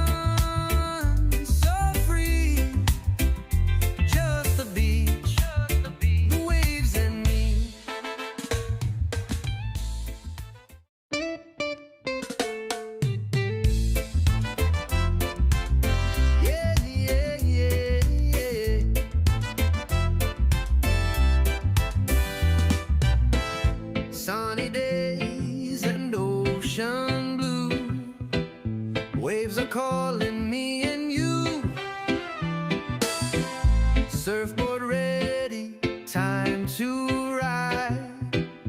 Feel the freedom, feel the tide. Summer on the beach, oh yeah, oh yeah. Walking on the sand, no care. Surfing in the sun, so free. Just the beach, the waves and me.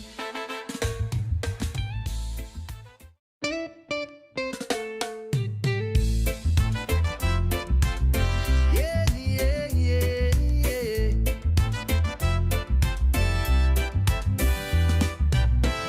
Sunny days and ocean blue. Waves are calling me and you. Surfboard ready, time to ride. Feel the freedom, feel the tide.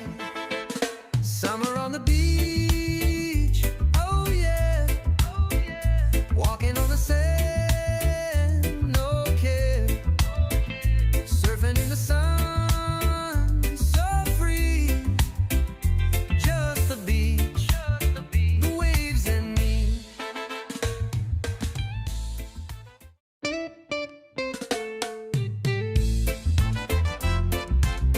Yeah, yeah, yeah, yeah. 27 here on Kincade Salciunas, 97.5 The Fanatic on this Friday morning. Hey, we have a little treat, at least for us, for you as well, coming up at 8:40 today. We're going to be joined by the doctor. Julius Erving is going to be joining the show coming up at 8:40 this morning. There's a cool event going on in the Philadelphia area with the National Thoroughbred League, Johnny. It's the Philadelphia Cup. It's at Parks Racing. It's going on this weekend. So, Oh, yeah. Dr. J is a big part of it, as well as other investors like Lamar Jackson, Rick Ross, and of course Dr. J. So we'll speak with the doctor coming up at 8:40 today.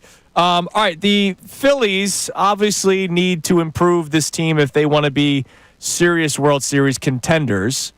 Obviously, it was nice to see them take 2 of 3 against the Cubs, but that didn't completely take them out of the mud that they put themselves in. They went from 3.5 up to 5.5 out this morning. Yeah. It's not good. They have now 9 games in 18 days.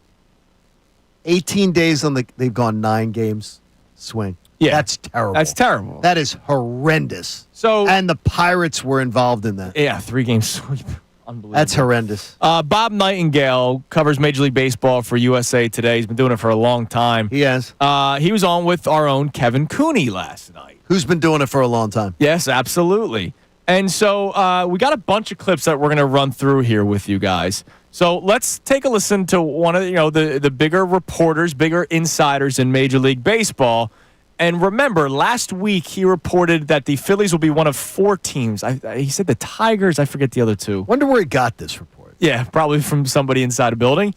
That the Phillies will be one of 4 teams that will be more aggressive than others come the trade deadline. Here he is talking about that just last night with Kevin Cooney. I think they will be real aggressive.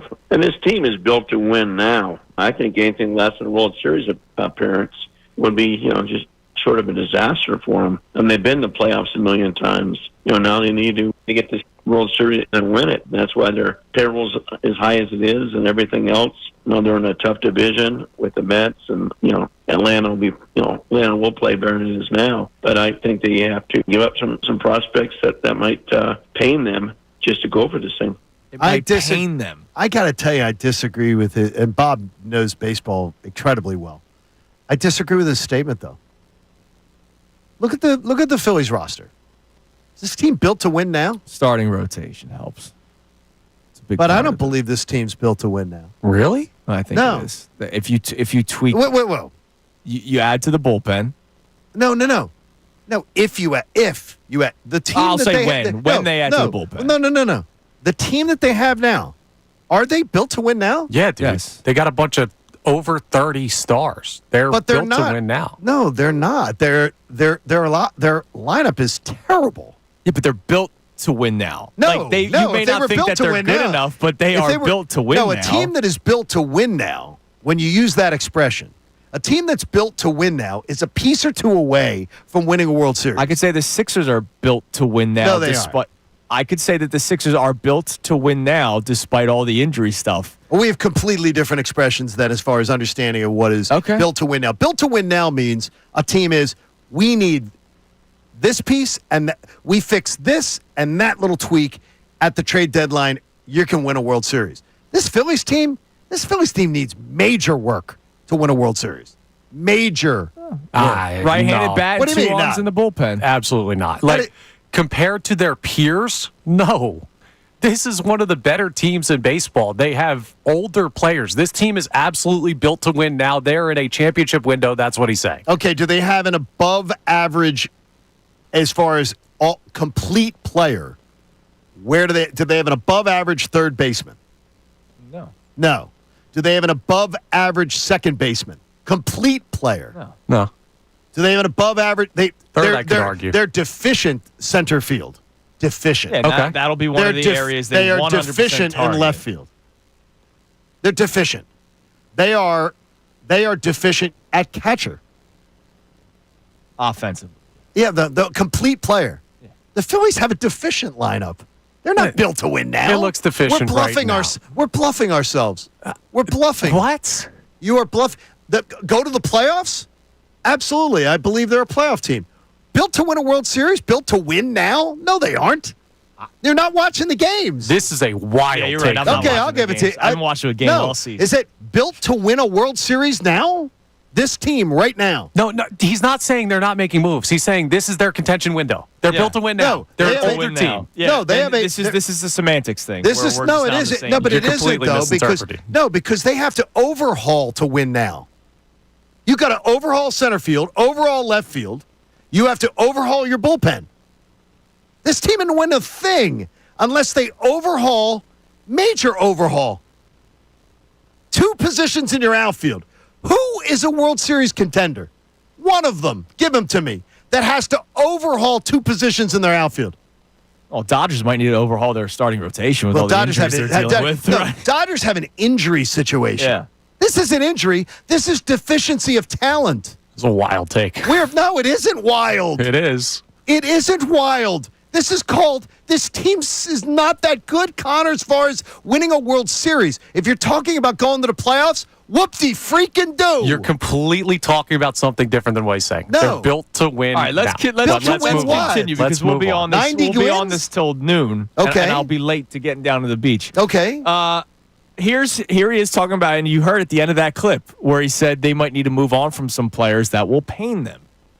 And this kind of goes back to my thought of why isn't Justin Crawford up here just yet? Yeah. Here he was talking about how Crawford could be a piece on the move. I would think end up not Miller, not Painter, probably give up the outfielder. I think they're going to have no choice, but to do that, Crawford, and go from there.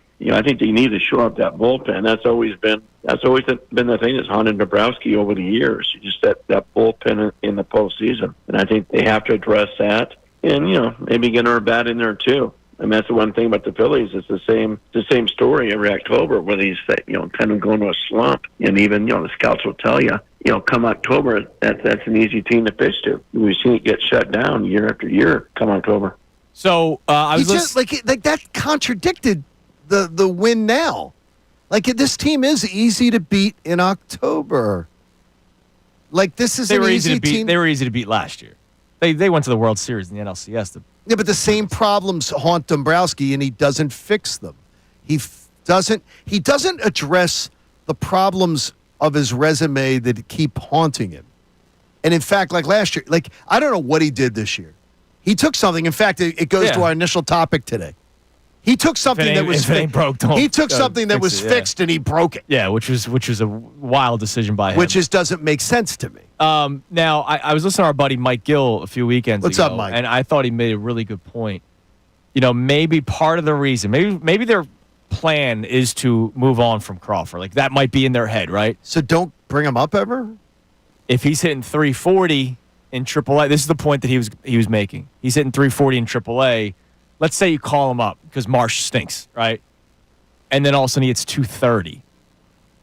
Is he as movable as a 230 major league hitter as he is a 340, 20, how old is he? 21 years old? Yeah, he's 21. I think so, yeah. So what if he came up to the big leagues and you still had in the back of your mind, we could maybe move this guy at the trade deadline, and let's say he struggles. Let's say he looks overmatched. God, that's horrible leadership then. We're gonna run our organization scared.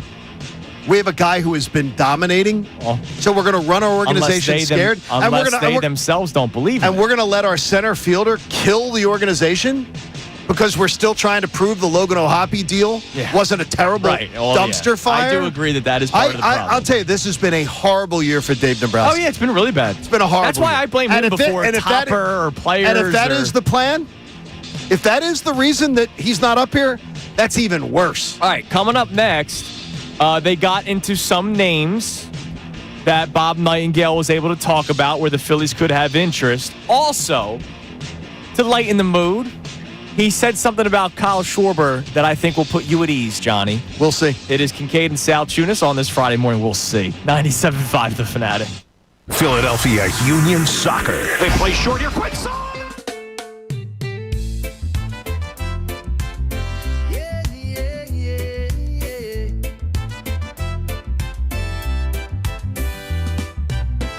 Sunny days and ocean blue. Waves are calling me and you. Surfboard ready, time to ride. Feel the freedom, feel the tide. Summer on the beach, oh yeah, oh yeah. Walking on the sand, no care. Surfing in the sun, so free. Just the beach, the waves and me.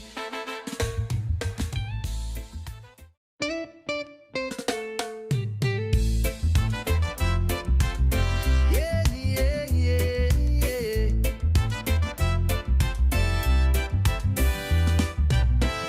Sunny days and ocean blue. Waves are calling me and you. Surfboard ready, time to ride.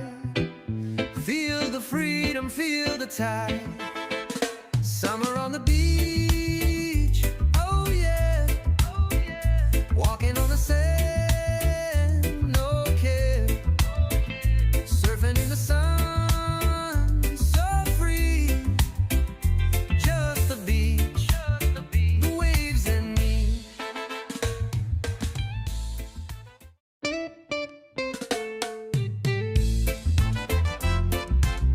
Yeah, yeah, yeah, yeah.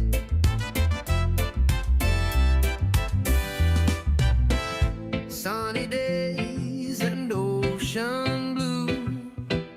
Waves are calling me and you. Surfboard ready, time to ride. Feel the freedom, feel the tide.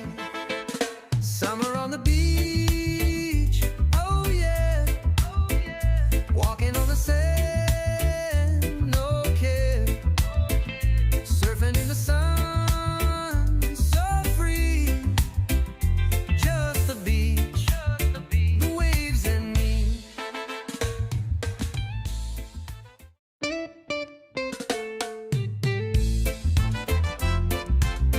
Yeah, yeah, yeah, yeah.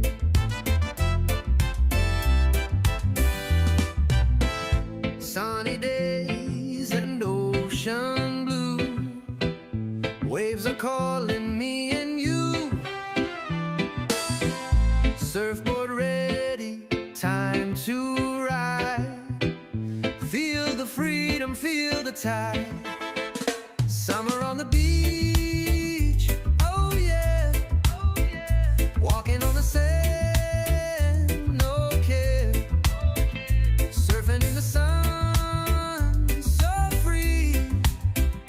Just the beach, the waves and me.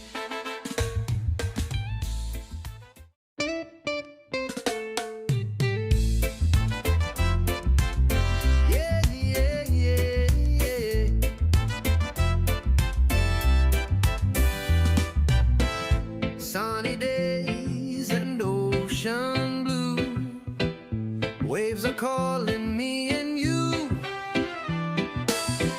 Surfboard ready, time to ride. You're on Kincade Salciunas, 97.5 The Fanatic. All right, a couple more clips to play that we can react to. Let's get the trade speculation stuff out of the way because I want to save the best for last. It's the Kyle Schwarber contract talk. Hopefully that will make you feel good, Johnny. But Bob Nightingale covers Major League Baseball for USA Today. Does a good job. He was with Kevin Cooney last night. Here he was. Let's start with the cut three here, Connor. Here he was talking about players of interest for the Phillies. They've tried on Mason Miller before. I don't see them getting rid of him. I think it would be such a hefty price. You could always get a Shelby Miller from Arizona Diamondbacks. I think he'll be available, and he's pitched very well as their closer. And then kind of look around and grab some pieces. But whether it's even some arms out of Colorado, like you said, Bautista there. So there'll be some teams that kind of fall out of it a little bit. Sometimes the Milwaukee Brewers will kind of buy and sell at the same time. So maybe someone there as well. But yeah, I think they got to get an arm in the bullpen. There could be a nightmare for him in October. Well, yeah, I mean we know that, but an arm in the bullpen? I think they need 2 arms, 2 bullpen arms, minimum 2. Yeah, minimum 2. I don't think they get 3. You don't see teams really get that many relievers. 2 is probably what they're going to do. Here's what's going to happen if they have him come back. Well, Alvarado was basically another addition for the remainder of the regular season. But then you won't have him. You won't have him for the playoffs. But that's one of the spins. Is what but I'm if saying. you think you're a team that's going to win a World Series, then you gotta. Yeah. You're gonna need to have an arm for the World Series. Yeah, absolutely. A playoff. I'm totally expecting 2 arms, and of course, one of these guys, somebody's going to go to the bullpen from the rotation. Somebody. I don't know what they decide to end up doing, but somebody's eventually going to make their way to the bullpen. So now he started highlighting some individual players here. Okay. And this one, my God, how the conversation has changed. Because remember, the White Sox wanted a king's ransom for Luis Robert last year. Which would have been a disaster. It would have been. Here's the updated reporting from Nightingale on the White Sox center fielder. I know, they're one of the teams looking at, Luis Robert. I know he can play the outfield, he can run, but God, he is not hitting at all. I mean, at least his trade value was so down. All it's going to cost you pretty much is to pick up the contract and give away a fringe prospect. They messed up by not trading him in the offseason. But yeah, there'll be some guys out there. There's hardly any center fielders. It's amazing how the market for center fielders is so scarce right now. And that's why, remember earlier this week, I did the let's get creative conversation. Harper to right, Castellanos, because the center fielder market is very bare. Now, I'll ask you, because you didn't want Robert Jr. last year when they were asking for the... Yeah, I didn't want to give up freaking Andrew Painter for the guy. No. I thought the asking price was way too high for a guy that was struggling. I didn't think he was a good player last year. I don't think he's a good player. I think he's a worse player this year. Oh, he's worse this year. He's hitting 187. He's got 6 home runs. I don't know why you're bringing on a player who's worse than Rojas or Marsh. Sounds like a Philly already. Yeah, exactly. He's worse than Rojas and Marsh. Would you bring him on for a fringe level prospect just to see what you got? No. He's below Marsh and Rojas. He's not as good as either one of them. So I don't understand. He's got more pop than he's got more pop. And but he is worse at the plate than both of them. Yeah, he's a good fielder. Okay. He's not as good as Rojas, but he's better than Marsh. He's not as good. Yeah, he's definitely below Rojas, but he's better than Marsh.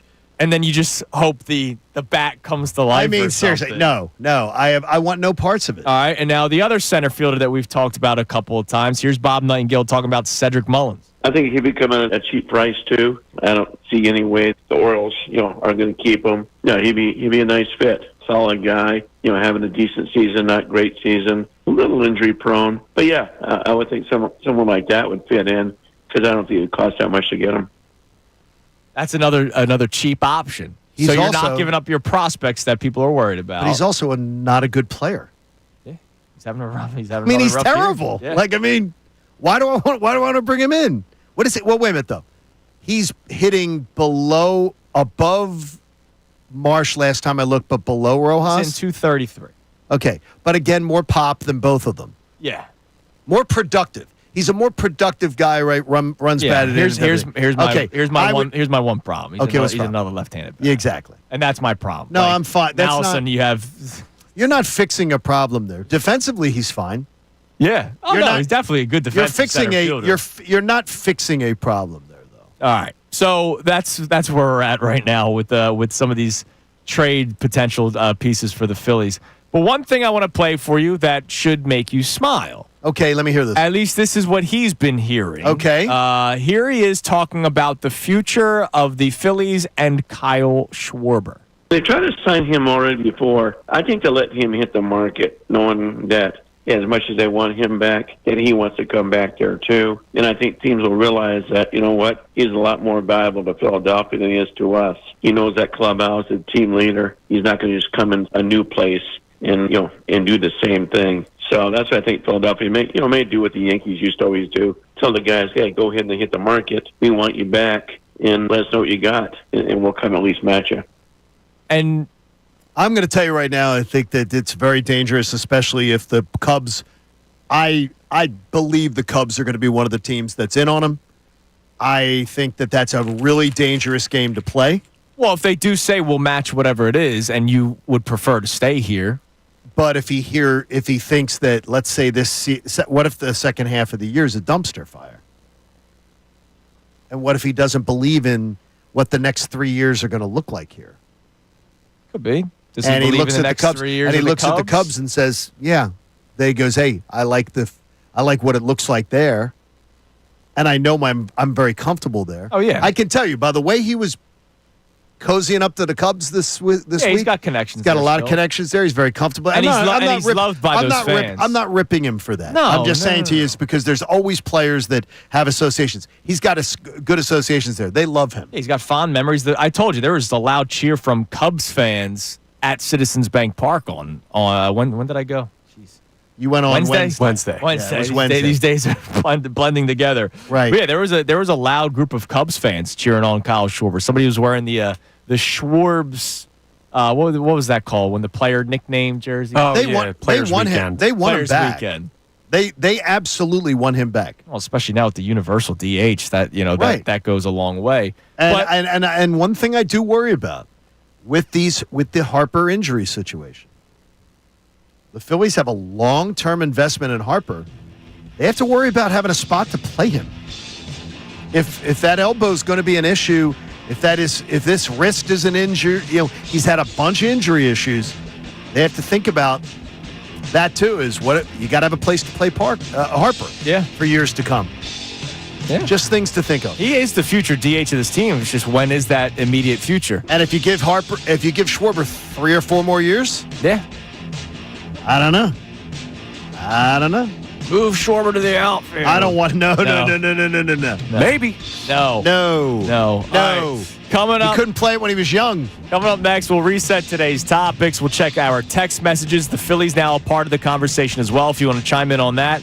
Also, Phils have a big series with the Mets next week, and New York may be without their best pitcher.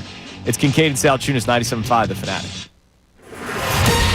Fanatic Sports Update. The Blue Jays come to town. I'm Connor Thomas, and the Phillies are looking for a little bit of revenge this weekend with Toronto coming into the bank. 3 games against the Jays, and just last week the Phils dropped 2-3 from the Blue Jays up in Toronto, so they'll be looking for a different result this time.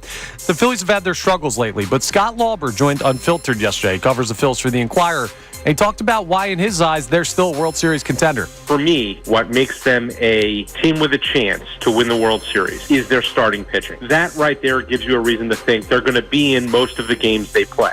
Next up in that great rotation is Ranger Suarez. He throws tonight against Kevin Gausman. First pitch is at 6:45. The Edmonton Oilers took down the Florida Panthers in a wild comeback and overtime victory last night. 5-4, the final score. The Stanley Cup Finals now evened up at 2.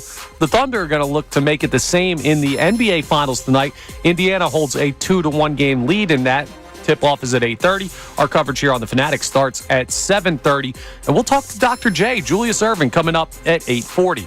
This update's brought to you by Bradford White Water Heaters. When you need a new water heater, choose one that's built to be the best.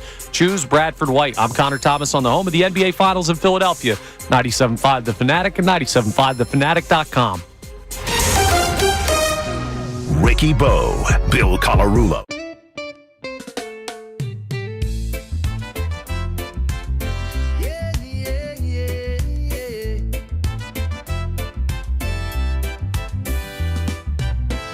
Sunny days and ocean Waves are calling me and you. Surfboard ready, time to ride. Feel the freedom, feel the tide. Summer on the beach, oh yeah, oh yeah. Walking on the sand, no care. Surfing in the sun, so free. Just the beach, the waves and me.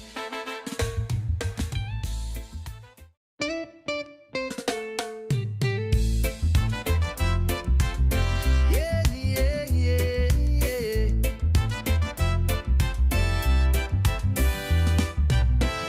Sunny days and ocean blue. Waves are calling me and you. Surfboard ready, time to ride.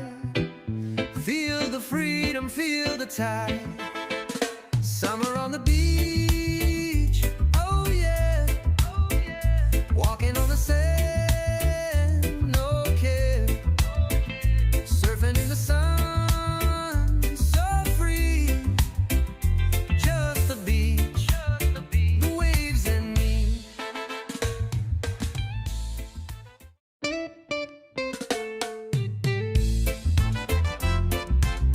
Yeah, yeah, yeah, yeah.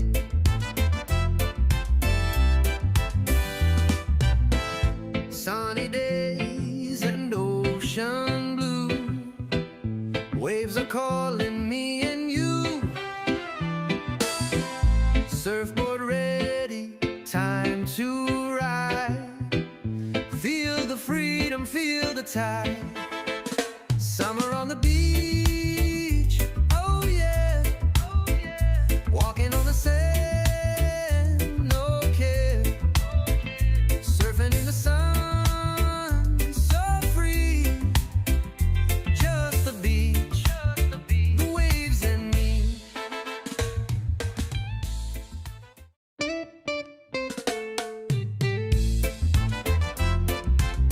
Yeah, yeah, yeah, yeah.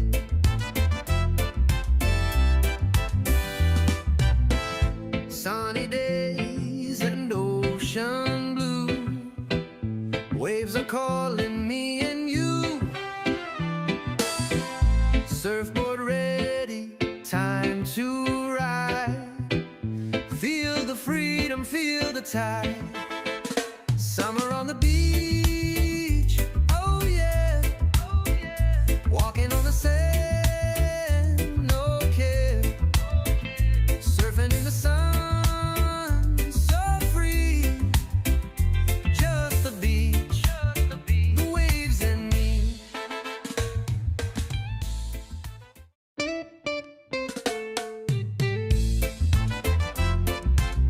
Yeah, yeah, yeah, yeah.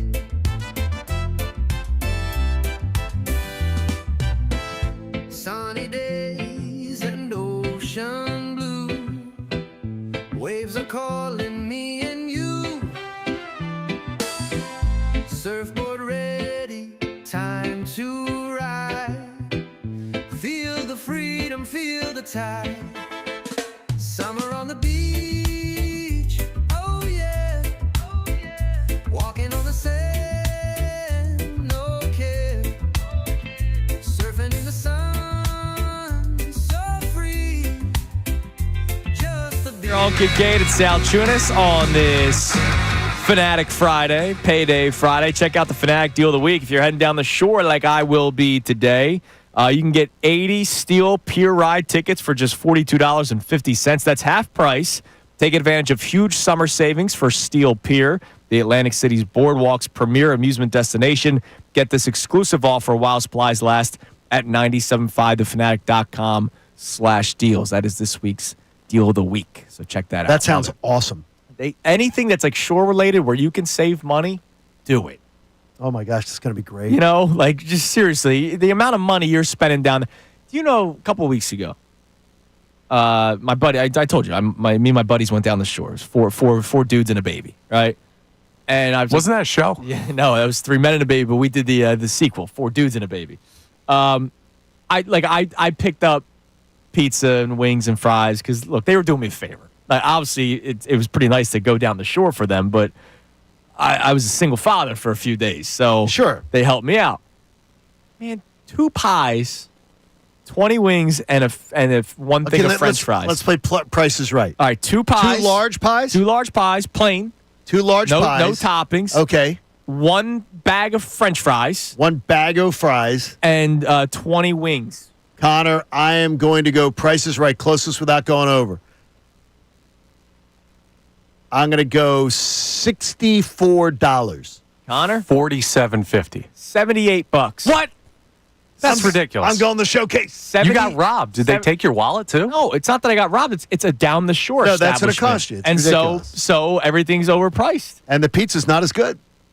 I like It's down the shore. I like it though. By the way, Mike. I love shore pizza. There's a distinct taste to it.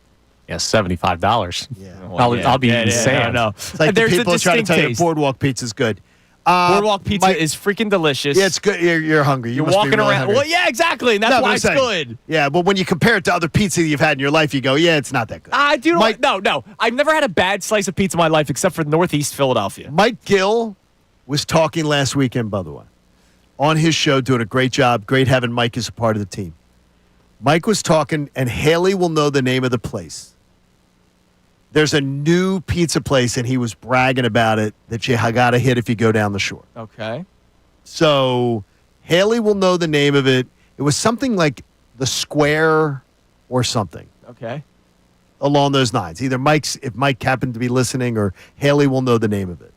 And he was bragging on this and said, the best he's ever had. And he's a Jersey Shore guy. Yeah. Best he's ever had. That's bold. Yeah. That's bold. The pizza conversation's a fascinating one because I've never really had a bad slice. I've had plenty of bad. Yeah, I know. Like again, there's a couple establishments in the Northeast when I lived there. I've that had were horrible. undercooked. I've had undercooked crusts. But I've also never had like that's the greatest thing I've ever had in my life slice of pizza. Like You've never had, really? To me, pizza's pizza. Wow.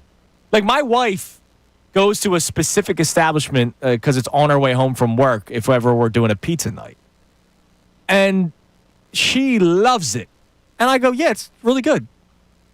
It's not like my life wasn't changed by it, but she'll go out of instead of just getting the local spot right down the street from us, she wants to stop there on the way home. Because it's that much superior in her mind. To me, pizza's pizza. I got to tell you, is that we got Saturday Mass tomorrow. Yeah. And Liv's home for the weekend for Father's Day. So Christina's like, we're going out to dinner Sunday night for Father's Day. So she goes, let's just have pizza Saturday night at home. And she goes, I'm just going to pick up pizza. Well, it's Father's Day weekend.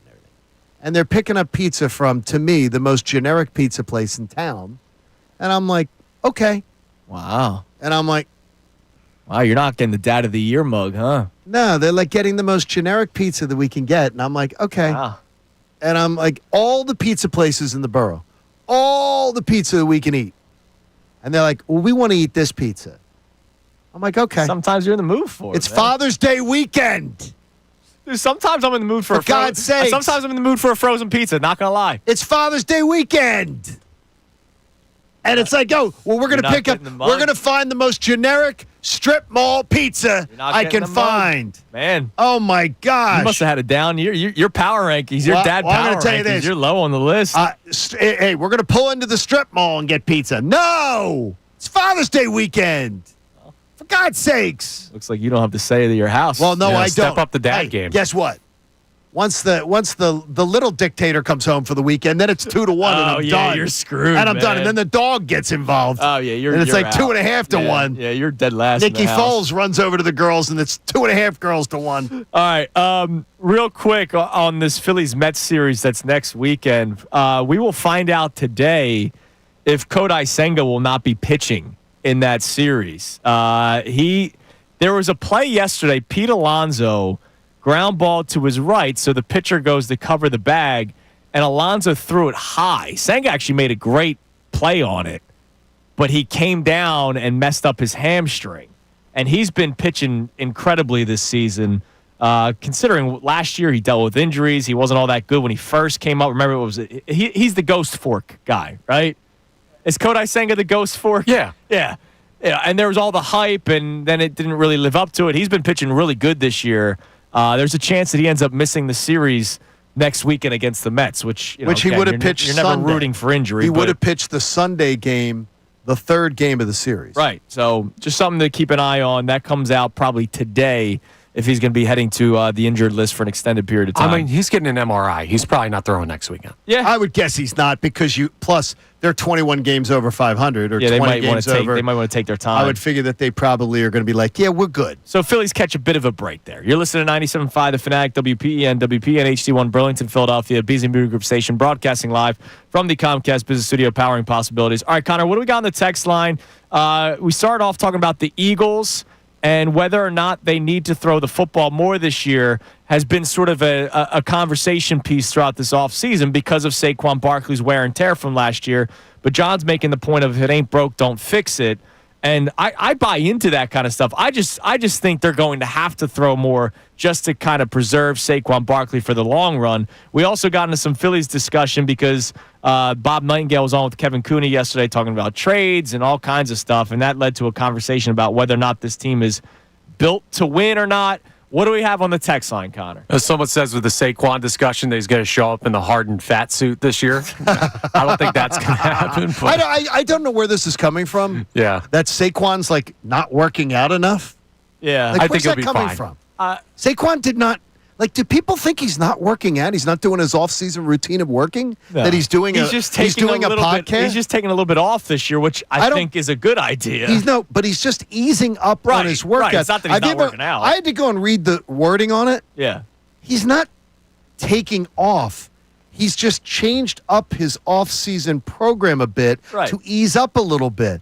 He's still working out just as much and just as hard. He's drinking beer, though. My gosh. How dare he? What else we got? Colby from Central PA checks in on the broke, don't fix it thing. He says, I think you still go run first and make them prove to us that you can stop it. We need to be prepared to pass also, but the thing is the other teams we're looking at, let's fix what's broken, would be opposing teams trying to stop our run game. You have to be prepared for teams that make a positive adjustment. Yeah, I don't understand why you'd be very excited to... Yeah, we're going to go and do something. We're going to adjust to. I'm going with my fastball. I'm going to make other people stop. Are you hearing anybody saying like they want to throw when the you ball? talk about wait a minute, the whole introduction of the new offensive coordinator was about that we're gonna unveil more about the passing game. Now we got to do more with the passing game. Well, they do need to do more with the passing. And last year, as you said, was not good. And this is the same guy, so you're tossing the keys to the same guy that was behind that. But I don't think that all the run concepts are just going to be ignored or forgotten. Yeah, like what do they need to do with the run game? He may be like, yeah, our run game is great. You know what they need to do? They need to run the ball the way they've been running the ball. Exactly, and you don't really have to commit a lot of man hours to figuring out how to do that. I hope they don't. I hope they don't change a lot. But the focus with the team is not the 101-mile-an-hour fastball that they can spot. It's hey, I can't really throw my breaking ball as well as I want to. Work on this. Let's work on the slider this offseason. Yeah. You don't work on your strength. I don't think they're going to go away from running the ball. I really don't. I just think they're going to have to maybe throw the ball a little bit more this year to, again, preserve Saquon Barkley. They came out 2 years ago with a new offensive coordinator and were throwing the ball early. They did not have Saquon Barkley. Not have success. They did not have Saquon Barkley. Yeah. Or the success that they had last year running. Okay. Because remember, I'm just saying this. Remember, in 2022, but you know what they did? Hurts did throw the ball a lot too that year. But you know what they did do? They had Nick Sirianni with an inexperienced offensive coordinator. Yeah. And Nick Sirianni had too much to say of what they did until the offensive lineman, really, we saw what it is. Oh, we saw it came what out. happened, yeah. And so, but we have that situation again this year. We have an offensive coordinator who is a delegate of the head coach, who, when the offensive coordinator struggles in his first year, which every coordinator is going to do, he's going to hit some bumps in the road. Who does he turn to? Nick Sirianni? Guy who's not good at play calling and things like that. It's my biggest concern. Okay. It is my. I got you. It's my number one concern by a mile. But I don't think it's just because he's a new OC. And 2 years ago we saw a new OC throw the ball a lot that he's going to throw the ball a lot. Coming off of so in 2022, Hurts he missed 2 games? Yeah, 2 games. I think it was 2. He threw 460 pass attempts after missing those 2 games. Oh, yeah. All right. So he played 15 games that year, 15 games this year. Right. He threw for 460 times in 2022. The next year, he threw 538. So they did throw the ball more. They were also losing that. That affects everything. Second half of the season. It does. Last year, he only attempted 361 pass attempts. Well, it's to Connor's point, though, too, is that if you remember 2022, he didn't play a lot of fourth quarter. Yeah, he was taken out. And let's hope we can have some of that this year for Saquon, too. For everybody, man. But Saquon nice, would be great.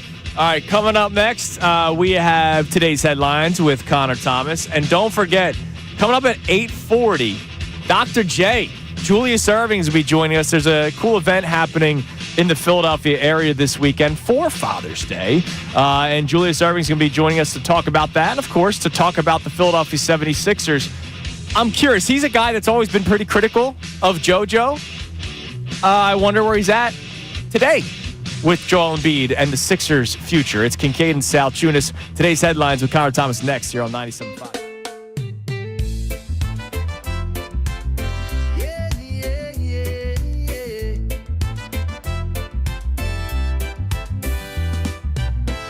Sunny days and ocean blue. Waves are calling me and you. Surfboard ready, time to ride. Feel the freedom, feel the tide. Summer on the beach, oh yeah, oh yeah. Walking on the sand, no care. Surfing in the sun, so free. Just the beach, the waves and me.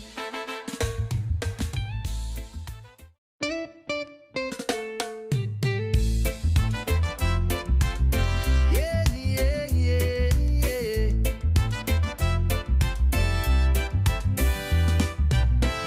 Sunny days and ocean blue. Waves are calling me and you. Surfboard ready, time to ride. Feel the freedom, feel the tide.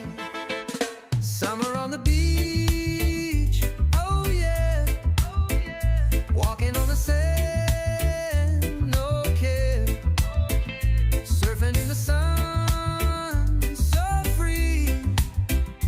Just the beach, the waves and me. Yeah, yeah, yeah, yeah. Sunny days and ocean blue. Waves are calling me and you. Surfboard ready, time to ride. Feel the freedom, feel the tide. Summer on the beach, oh yeah, oh yeah. Walking on the sand, no care. Surfing in the sun, so free. Just the beach, the waves and me. Yeah, yeah, yeah, yeah. Sunny days and ocean blue. Waves are calling me and you. Surfboard ready, time to ride. Feel the freedom, feel the tide.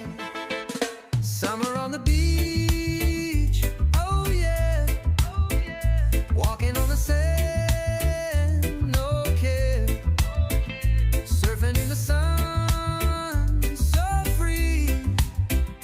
Just the beach, the waves and me. Yeah, yeah, yeah, yeah. Sunny days and ocean blue. Waves are calling me and you. Surfboard ready, time to ride. Feel the freedom, feel the tide. Summer on the beach, oh yeah, oh yeah. Walking on the sand, no care. Surfing in the sun, so free. Just the beach, the waves and me. Sunny days and ocean blue. Waves are calling me and you. Surfboard ready, time to ride. Feel the freedom, feel the tide. Summer on the beach, oh yeah, oh yeah. Walking on the sand, no care. Surfing in the sun, so free. Just the beach, the waves and me.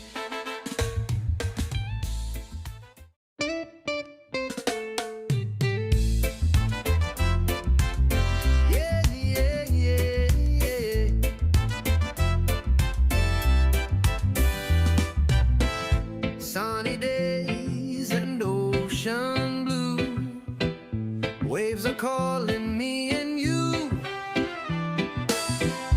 surfboard ready, time to ride. Feel the freedom, feel the tide. Summer on the beach, oh yeah, oh yeah. 7-5, The Fanatic. A couple of things before we get to today's headlines. I just gotta talk about my life a little bit. Connor just complimented me on my Band-Aid. It's got What is your Band-Aid? SpongeBob? no, it's got dog bones. Okay, that's good. And tennis balls and puppy ears on it. Because again, once the kid's into the house, there's no adult Band-Aids. It's just the Band-Aids that are available. So yesterday, I did 3.5 hours of yard work. I was out there all day. Did you almost cut your finger off or something? No, but we had a tree that was like slanted down from the snow last year. We had so much snow that it didn't break the tree, but all the weight kind of bent it. Okay. And I've been putting off trying to straighten it out. So yesterday I finally did it, and I got like this tree wire that you can use. So as I'm pulling it, and you're trying to find a good place to tie it, it's just 90 degrees outside, so I'm sweating. Okay. My hand slipped. Got to wear the gloves. The wire just On that. ripped skin, like Yeah. not even a blister. Like skin is just. So you this is not the first time you've talked about doing this. I don't do yard work with with gloves. No, it's stupid. Why do you not? I don't know. No, it's not stupid because this is the second ailment you've told us about in a month where you've cut yourself. You can end up with a big injury. The other one was just like a little nick. This one was like my skin literally. No, but I'm saying This is Nicholas. You could end up with a big injury. Yeah, I could. I'll try to be careful next time. I did We end don't up want you wearing to. gloves mulching yesterday at least. It's a good step. The other thing, I got this is a curious life question for you guys. If you know you're going somewhere like at the end of the week and you're going to dress up for it, you're going to look nice. Okay. Do you put off What? grooming? Yes. All right. I got the neck beard going right now. I look Yeah, like you I do look have like the neck. I look like Coy Detmer. No, you look like Andrew Luck. Yes. And it looks terrible. It's bothering me like crazy. I know it looks horrible. No, it looks horrendous. And I just used the restroom during the break. I looked in the mirror. I was like, gonna my say to you, God, what that's are you got doing? You do look awful today. I know, but I'm going except for the shirt. The looks shirt good. looks spectacular. But like we're going to the city tomorrow for a nice dinner, husband wife night out. And so like I've been kind of just pushing off because I'm going to shave So tomorrow. you're not going for the protests. You're going No. you're going for this. Okay. No. I want to see you on the news. The only thing I'm protesting tomorrow is my diet. Okay, I'm good. I'm gonna eat whatever the hell I want tomorrow. I'm gonna eat you. I don't know. Like, do you guys like? It's bothering me, and it's been bothering me for like 2 days. It's been bothering me looking at you for 2 days. Thanks. I really appreciate I'm it. shocked because you know what you can do? What? You can actually just take care of that and leave that. No, I know, and then it's gonna grow back awkwardly.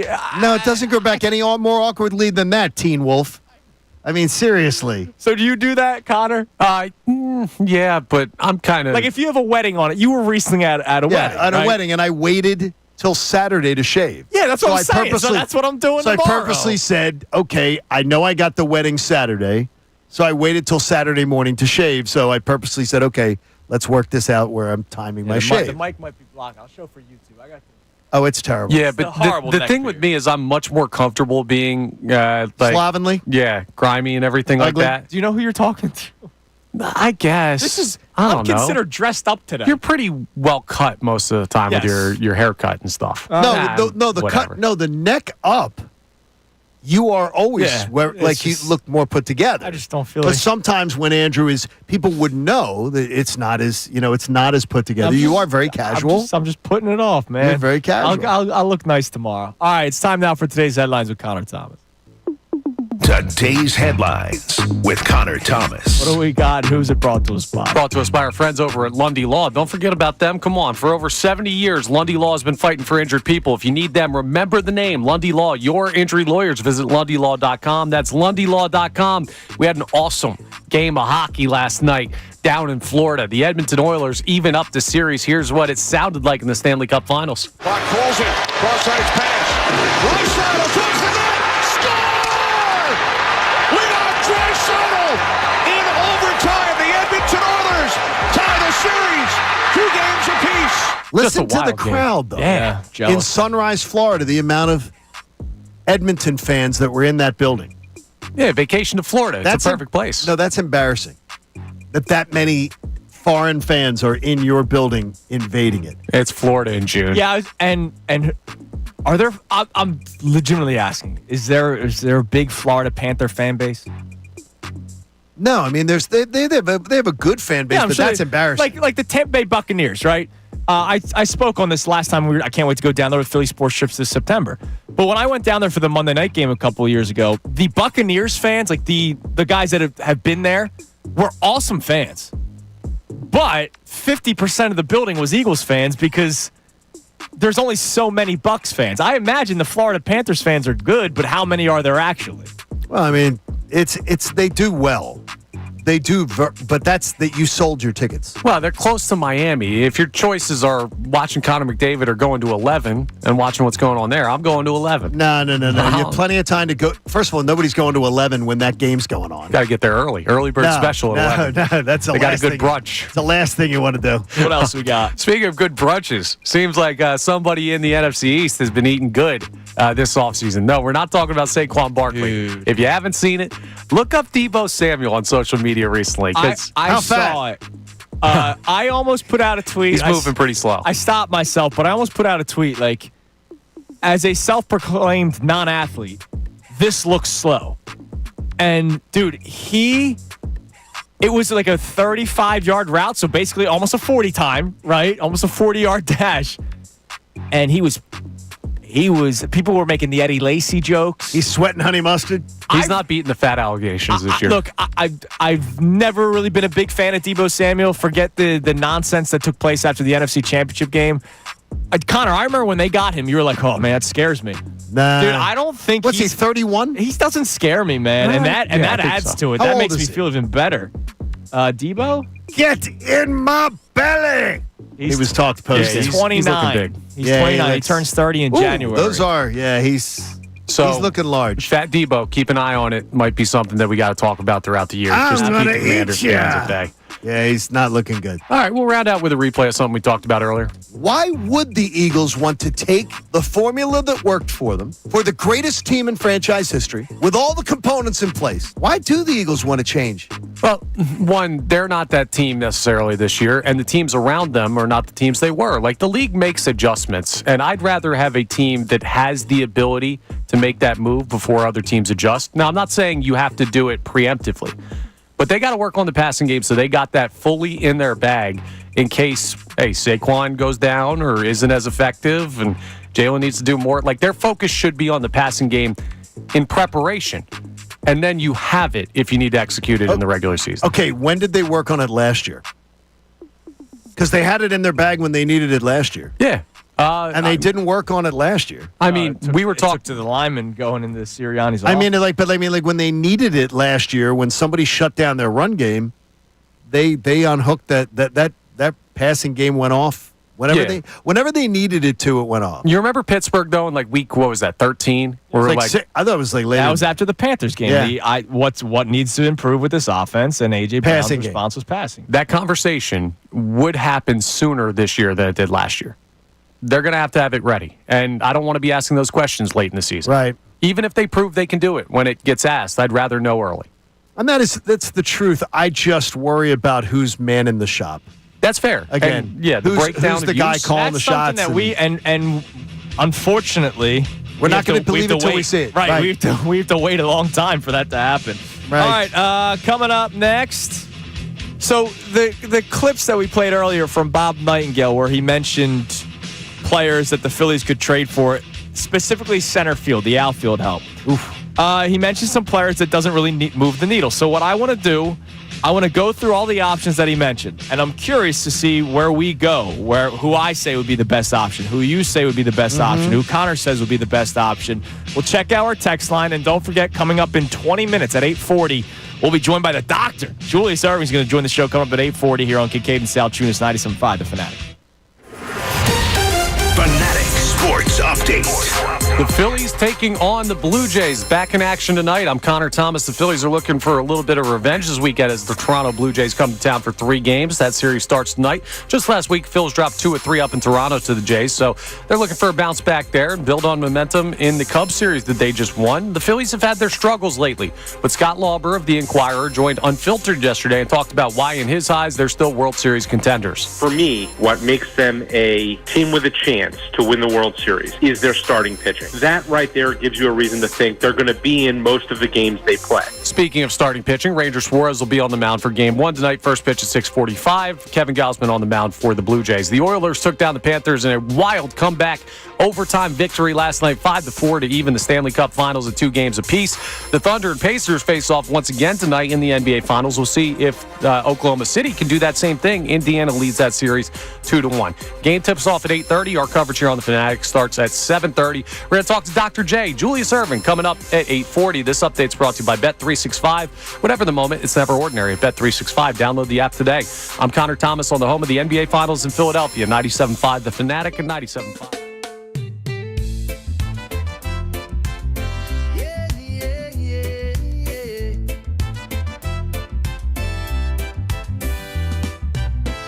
Sunny days and ocean blue. Waves are calling me and you. Surfboard ready, time to ride. Feel the freedom, feel the tide. Summer on the beach, oh yeah. Walking on the sand, no care. Surfing in the sun, so free. Just the beach, the waves and me.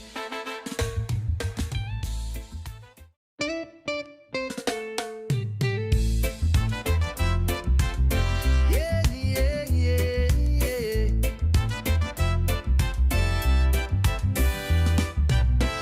Sunny days and ocean blue. Waves are calling me and you. Surfboard ready, time to ride. Feel the freedom, feel the tide. Summer on the beach, oh yeah.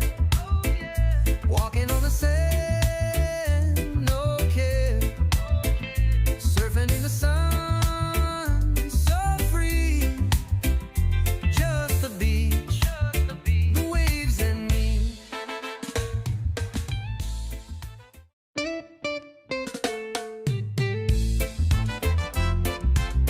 Yeah, yeah, yeah, yeah.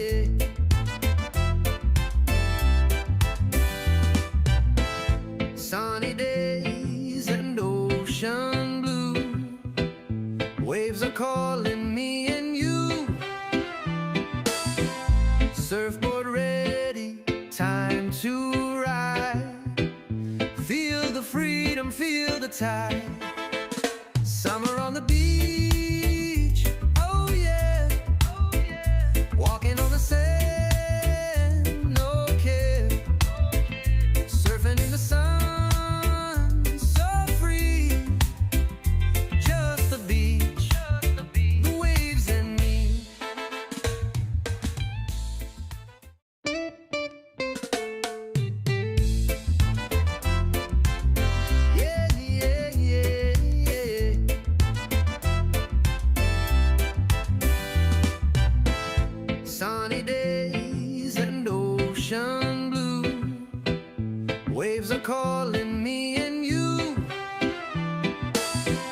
Surfboard ready, time to ride. Feel the freedom, feel the tide. Summer on the beach, oh yeah. Walking on the sand, no care. Surfing in the sun, so free. Just the beach, the waves and me.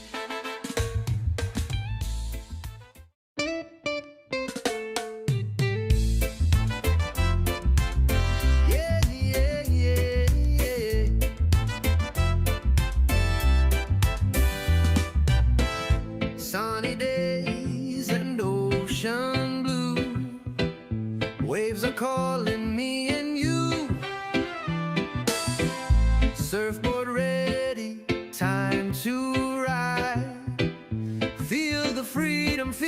tide.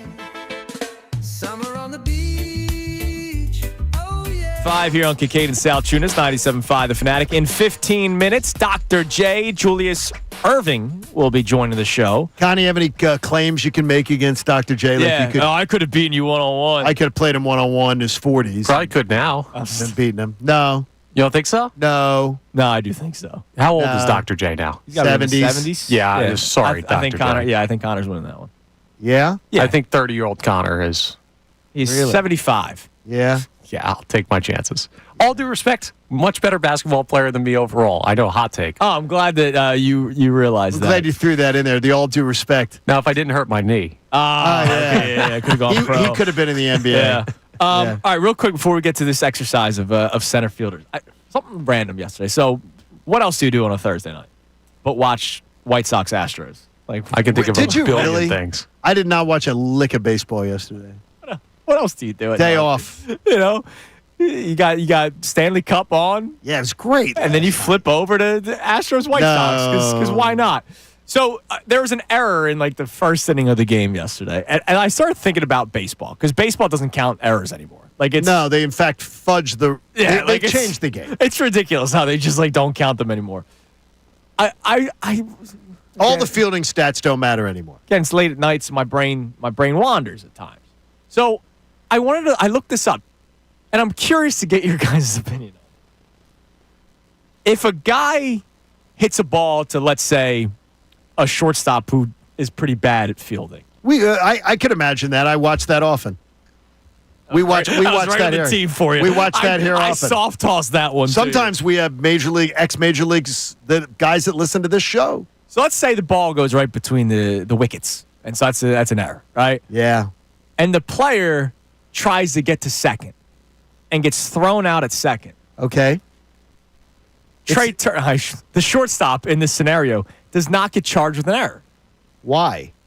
because the batter ultimately got out. No. It's not a hit because remember, if you get to But it would be a single thrown out. no, it's if never, it got it was through never a his- single because it went through his legs. Yeah, but that would be an error, and he gets thrown out. There's just no error because the guy never got on base. I looked it up. I have it right here if in you front get of the me. runner, I think that is, that But is. wait a the minute, rule. but if it was let's say if you get a single and the guy makes a kick, you hit a single to the outfield, boots off the guy's leg, and the guy gets a second. It's a single advance with error, right? Like you Okay. single an error, that's how they got to second base. If the initial play is an error and then they try to stretch it and the guy gets thrown out, there's no error on the book. And I did not know that until last night. That's horrendous. But then again, Major League Baseball stats, they've made their own stats useless because Yeah, but I think this one has forever been a thing. like you'll get, oh no, I know, but they've now made their stats useless where like people can create stats that'll say, no, Trey Turner's pretty good at short. I've got a graph that proves it. It's called Flip Flip. Look at this stat. No, he's freaking horrendous. Just ask ex-major leaguers. That wasn't even the that point. watch See, you this did stuff. this by No, but bringing I'm up saying- Trey Turner. I This did. No, is but I'm your saying fault. is baseball has ruined. They've made their own sport useless with stats. Yes, but like outside of that, this is the right ruling because an error is. No, but it's not the right ruling because like baseball. Because the guy still technically made the error. When Brandon, Yeah, but the guy's out. When Right, I know. when a guy doesn't catch a routine fly ball and it drops next to him in the outfield, it should be an error. Right, but then But if- because he hasn't touched it, it's not an error. It's the stupidest well, thing. no, in in the terms world. of this, different. in terms of this situation. No, but I'm saying is that's another part of the same like rule. I feel like you it's should. the same thing. I feel like if you can't make a routine play, despite That should be an error. despite the guy getting thrown Right. out the next bag, That should be an I error. think you should still be penalized. your just teammate if- picked you up. If you I don't can't, know. if you drop if a routine fly ball is not caught by you, but you didn't touch it, it should be an error. that I Flat agree out. with. That's an error. Yeah. But they don't charge it as the an problem that you will get into with that situation that you're talking about is, situation. One outfielder's quicker than the other outfielder. No, but like you're- now, no, you're there also, with- no, it's judgment. it'll be totally judgment. But it's always call. been judgment. Yeah. Error is always a judgment call. unless it goes through the wickets. Yeah, but I mean, Automatic E. Yeah, but an error is always a judgment call because there's an official scorer Right. that decides whether it is. When a routine fly ball, I mean, I don't know how many times I've seen these guys get away with it. I'm like, are you kidding me? That should be an error, but it isn't. It's just one of those things. Like when a pitcher makes an error and a runner gets on base. Tom McCarthy was lamenting it the other night with John Kruk on the broadcast. A pitcher makes an error, guy gets on base, run scores. It's an unearned run for the pitcher. But he's the guy that made the mistake. It's a ridiculous rule. That should be an earned run. It shouldn't be an unearned run. Well, it should be an earned run. The batter technically didn't earn it. But it should be an earned run against the pitcher. Because they're the one that made the mistake. It's ridiculous. All right, it's just, the baseball stats could be updated. You're allowed to update things that were rules that were made in the 1800s. It's amazing how you can watch White Sox Astros and all of a sudden that hits my brain. Hey, you learn something new every day. That's how my brain works. If you had said that to me, I would have said, no, that's wrong. Yeah. Maybe you'd said to me, no, I Googled that's it wrong. last night. I was like, huh, hey, look at that. Makes sense. Out recorded on the batter in the same play. It's amazing. But the only reason why they tried getting a second was because of the initial error. So smart play to make the error to get the guy out. Yeah. It's like what Henry Rowan-Gardner, when he dropped the ball on purpose to get the guy to run. Absolutely. All right, outfield options. You have to make a choice. It's like Sophie's choice. You either stick with Marsh Rojas. You call up Justin Crawford.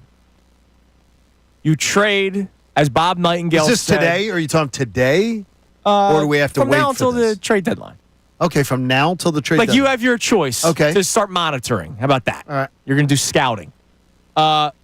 You trade a fringe prospect, as Bob Nightingale said to Kevin Cooney last night, for Luis Robert Jr., or another cheap trade option, Cedric Mullins, or Andrew Salciunas, as I added to the show sheet. I can play center field if you guys want me to. Where are you going? Are you sticking with Marsh Rojas? Because to me, if you're bringing somebody up or you're trading for somebody, it's not a platoon. Like, at this point, they can't do it.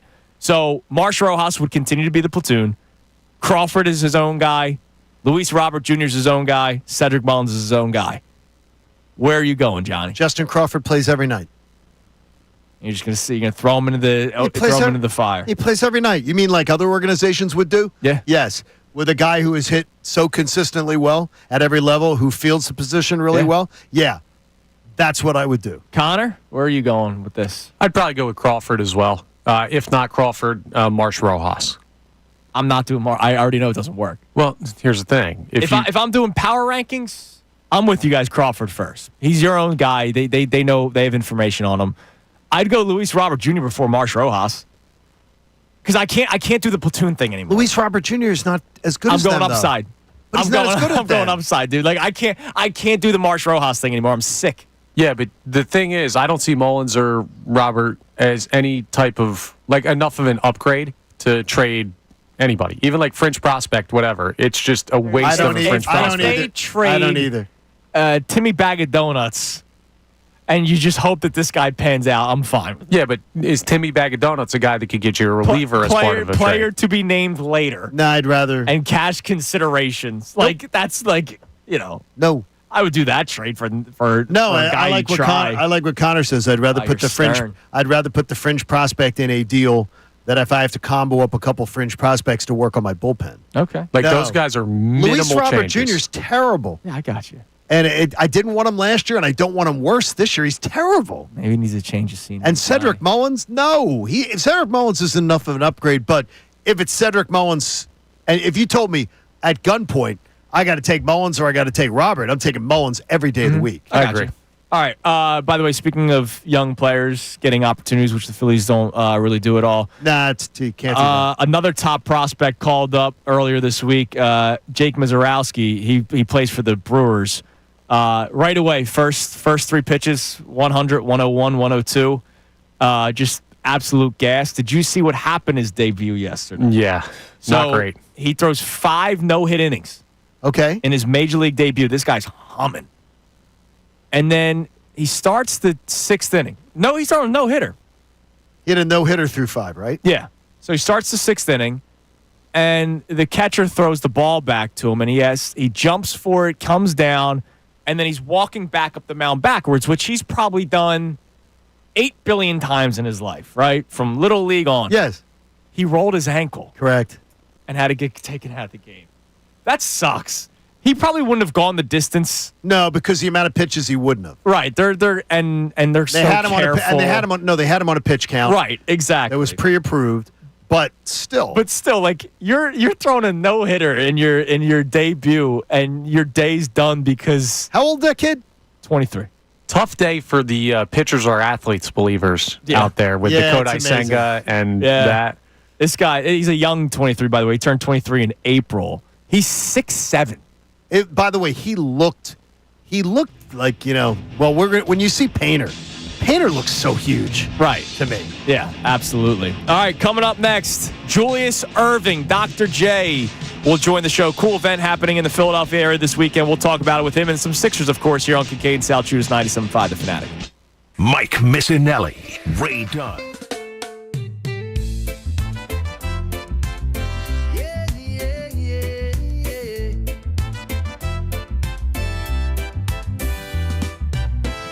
Sunny days and ocean blue. Waves are calling me and you. Surfboard ready, time to ride. Feel the freedom, feel the tide. Summer on the beach, oh yeah, oh yeah. Walking on the sand, no care. Surfing in the sun.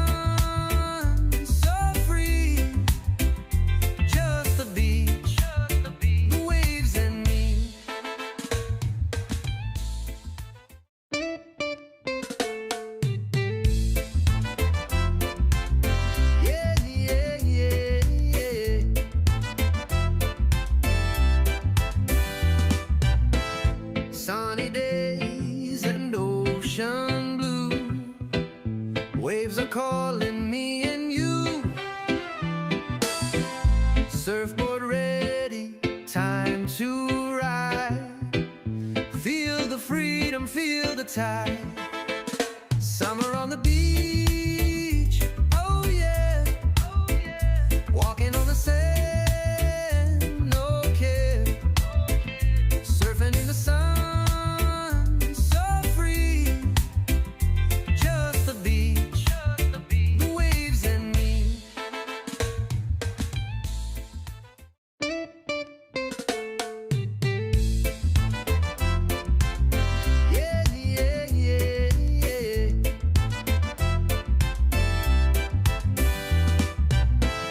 Sunny days and ocean blue. Waves are calling me and you. Surfboard ready, time to ride. Feel the freedom, feel the tide. Summer on the beach, oh yeah, oh yeah. Walking on the sand, no care. Surfing in the sun.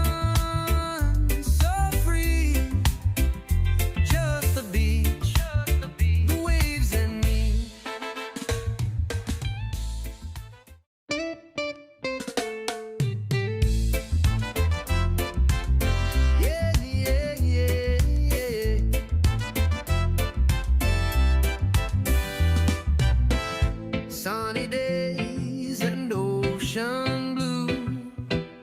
Waves are calling me and you. Surfboard ready, time to ride. Feel the freedom, feel the tide. Summer on the beach, oh yeah, oh yeah. Walking on the sand, no care. Surfing in the sun.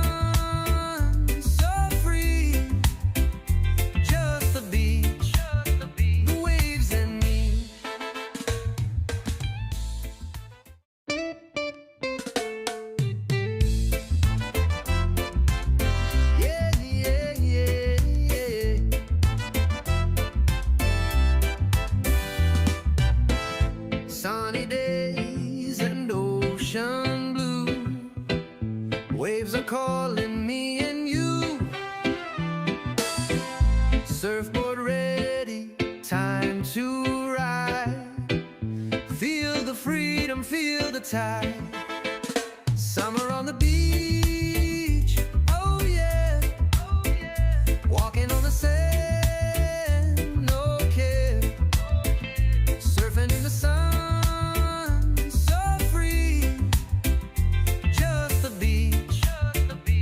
here on Kincade Salciunas, 97.5 The Fanatic.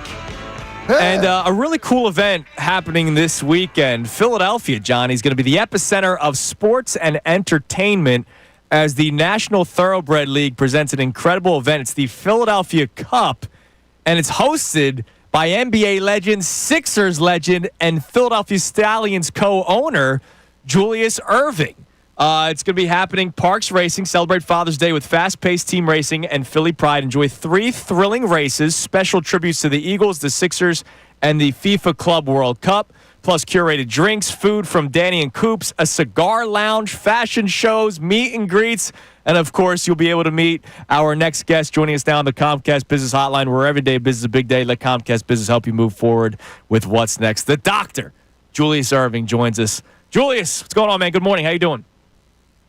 Good morning, guys. I like the way y'all say my name. You like that? You know, it's funny. I'm going to tell you a story. Our producer, Connor, when the phone rang, he picked it up. And he goes, I didn't know what to call him. Do I call him Doc? Do I call him Doctor? Do I call him Sir? Do I call him Julius? Well, Sir is always good, and then you go from there. Yeah, they always work. All of them. So we'll obviously talk some Sixers with you because you are a Sixers legend. But let's talk about this event. It's a pretty cool one, and this seems like a great gift for anybody last minute for Father's Day. No doubt about it, man. The dads will have a ball, and anything you could do with your kids, and your wife, and, other relatives, then you should do it. And this is something that will just happen one time this year. Here in Philadelphia, the Cup, and it happens to be on Father's Day, so that's very exciting. My whole family and I will be there, and we're really looking forward to it, and we're looking forward to having a great attendance because everything this weekend is free. How about that? Free general admission. That's amazing. You usually have to drop a few shekels down at the gate and worry about your parking and food and all that kind of stuff. But this is free, so just show up and have a good time. Sounds like a great deal, and we've been looking so much forward to seeing the Sixers get things turned around. And Doc, I always tell these guys, I was at that championship parade. These guys weren't even alive. It's been a long, long time after what you and your teammates delivered. It's what it takes to build a championship. What's been missing in your mind from the championship contention in this town? Yeah, so we have not been blessed with good health. And, injuries are part of the game. We know. I remember when we had John Kilborn there, and he was a strength and flexibility coach and whatever, and the things that we did to just try and maintain our health. Even with that, Doug Collins went down, Andrew Toney went down, and, those are great players who potentially were Hall of Famers, and Doug is in the Hall of Fame. And, that's something you can't predict. But I think doing a better job of, maintaining the health and the conditioning of our players it would be a step in the right direction if I were involved in the organization. I mean, I would put 100% focus on that right now because we got such talent. We're paying a lot of money for the talent and whatever, and we're already getting a 60% return on the investment right now. Yeah, and of course, a lot of the return that you're not getting is Joel Embiid because of the health that he has dealt with multiple times. And, of course, last year, I'm sure you've had the chance to talk to Joel Embiid before. And I know that you have been open about wanting him to get into better shape, getting better playing shape. Have you gotten a sense over the years that he has tried to do better? Because some of the injuries are freak injuries, but then there's some stuff where you're like, all right, if you just took care of your body maybe a little bit differently, you'd be on the court more. So tell us sort of your interactions with Joel Embiid about that. So I've only spoken to Joel in passing and have not really been invited to have a sit-down conversation with him about his health, his wellness, his career, and all of that. So that's not correct. Okay. No, I haven't been in that position, and it wasn't my job; it was somebody else's job. per se, and I wouldn't mind doing it. I mean, if I was asked to do that, or even asked by him, but that hasn't happened. I know that you had an interesting story because I heard it directly from the man himself, working with Shaquille O'Neal. He told me you were instrumental in helping him make the decision to go to the Lakers back in the day. That he went and got some advice from you about the decision to move to L.A. and be a Laker. You influenced NBA history, Doc, in more ways than one, even in your career, by giving players advice. How many times do players of different generations come to you for advice about the game, and do players still do it today? Oh, I would say Shaquille O'Neal, Magic Johnson are at the top of the list, and then there's been a dozen other guys who, over the years, have just reached out, to with my involvement with Philadelphia Coca-Cola. A lot of guys were interested in knowing how that happened, and what's that all about. So where to park some money, and not just generally, especially with rookies coming in. George Gervin, when he came in when I was a Virginia Squire, and Andrew Toney, you mentioned him again, when I was 76. I mean, I took these guys home with me. And said, okay, we're going to spend a little bit of time together. We're going to spend a couple of days because I really want you to be a good pro and to understand the difference between being an amateur and being a pro. Because that was done for me. I had Charlie Scott and I had Ray Scott in my early years who were influenced me, and a guy named Roland Patty Taylor and Bernie Williams, who I think was a Philadelphia guy. It's not something you're born knowing, and to have somebody right there who could be a mentor to you, they've been mentored too, and then the mentor becomes the mentee. So that's what that's all about, and that's not a paid position.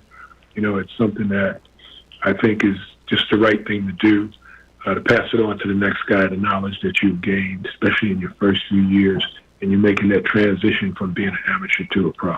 Julius, one more thing, and again, we appreciate you taking the time coming on today. The Sixers, we're all dying for a championship here. It's been far too long, and it seems like they got close a couple of years ago, and then it just one thing after another would happen, whether it's bad game sixes, bad game sevens, injuries. They need to get younger, and so we know that Philadelphia could be a tough place to play in. You've been through some tough times. You've also climbed to the mountaintop. So what would you say to some of the younger players that are first sort of, cracking into the NBA here with the Sixers? Well, I think Maxey is my choice for being the leader. And he had some health issues last year, but I think he'll rise above that. He'll be probably the best player on the team, the one who could play most consistently night in and night out for 70-plus games. Let me just say that instead of going for the big 82. And Joel is a captain, and he's a leader. He's the guy. He needs to lead a little more by example and performance on the court and off the court, or whatever things that he totally needs to address. Paul George. How he fits in. When he's right, he's right. And he's a very, very good player. So those are the three guys that you start with trying to work on, you try to counsel, and try to get commitments from them. I think if they verbally commit, then the city itself will put pressure on them to perform better and perform more consistently. Julius, we appreciate the time, man. Enjoy yourself this weekend. The Philadelphia Cup hosted by you, 2 to 6 at Parks Racing. And again, general admission entry is free for all, which is great, especially this Father's Day weekend. Thank you so much, and enjoy yourself this weekend. You're welcome. Good talking to you guys. Take care. There he is, the doctor. Julius Erving on the Comcast Business Hotline. The sir. The sir. That was good. I think sir is all right, Connor. All right, so coming up next, I'm curious. Do you feel a certain type of way that JoJo's never asked for any advice? Yes. All right, we'll talk. It sums up what I thought. We'll talk about that coming up next because, again, I think Doc misunderstood what I said. I never said that the two of them have. I asked if they ever spoke. Julius Erving has been publicly critical at times of Joel Embiid. Yeah. We've seen it with Shaq and Charles, right? Right. But Joe talks to them whenever he wears the headset after TNT, halftime, post-game shows. I'm surprised he hasn't really talked much to a guy who's around. I'm surprised, too. Because Julius Erving is usually around. Yep. All right, It doesn't shock me. We'll get into that coming up next, and we'll get some text messages and all of our conversations. It's Kincade Salciunas, 97.5 The Fanatic. Fanatic Sports Update. Phillies facing the Jays. I'm Connor Thomas, and the Phillies are looking for a little bit of revenge this weekend. They've got the Blue Jays in town for 3 games. They dropped 2 of 3 to Toronto just last week, so hopefully a different result this time around. And Phillies had a bounce back against the Cubs, but it's been rough lately for them. Scott Lauber, who covers the Phils for the Inquirer, joined Unfiltered yesterday and talks about why they're still World Series contenders, though, in his mind. For me, what makes them a team with a chance to win the World Series is their starting pitching. That right there gives you a reason to think they're going to be in most of the games they play. One of the multiple bright spots in the rotation is the guy on the mound tonight. Ranger Suarez takes the ball against Kevin Gausman. First pitch is at 6:45 at the bank. The Oilers took down the Panthers in a nuts Game 4 in the Stanley Cup Finals. It's even at 2 games apiece with the 5-4 overtime victory for Edmonton. Keep an eye on what's going on there. And more tonight, the Thunder and Pacers face off. Game 4 of the NBA Finals. Indiana leads that series 2-1. Coverage starts at 7:30 here on the Fanatic Tip-Off at 8:30. This update is brought to you by Mercedes-Benz. The Mercedes-Benz Dream Days are back with offers on vehicles like the 2025 E-Class CLE Coupe, C-Class, and EQE Sedan. Hurry in now through July 31st. Learn more at mbusa.com/dream. I'm Connor Thomas on the home of the NBA Finals in Philadelphia, 97.5 The Fanatic and 97.5thefanatic.com. Join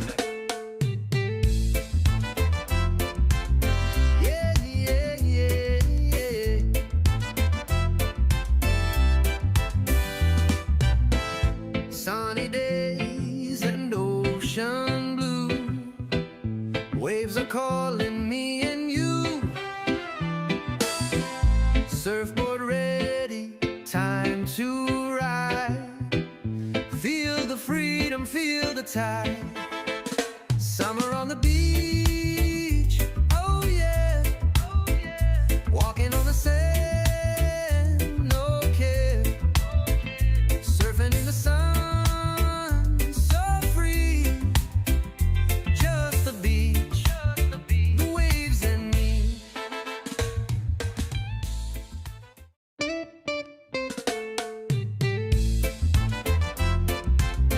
Yeah, yeah, yeah, yeah.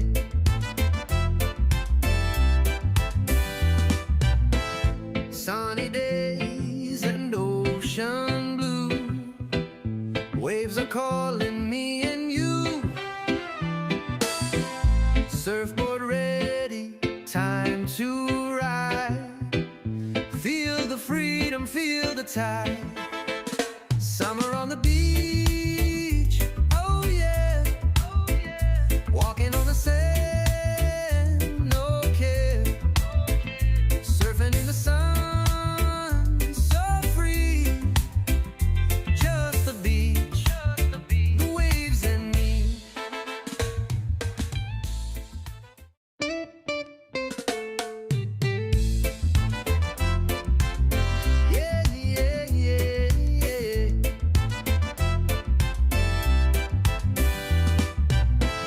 Sunny days and ocean blue.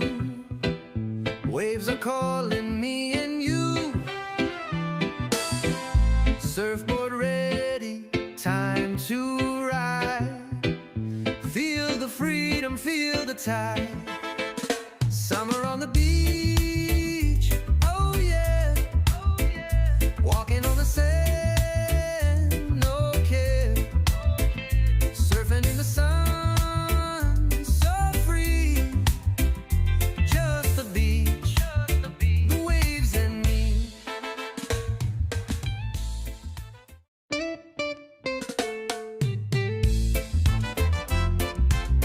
Yeah, yeah, yeah,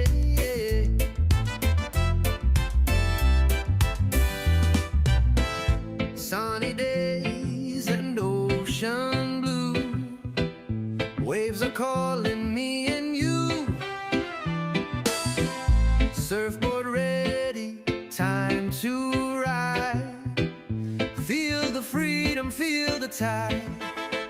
Summer on the beach, oh yeah, walking on the sand, no care, surfing in the sun, so free, just the beach, the waves and me.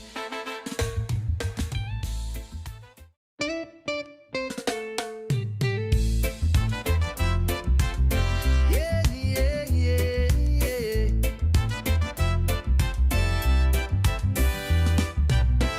Sunny days and ocean blue.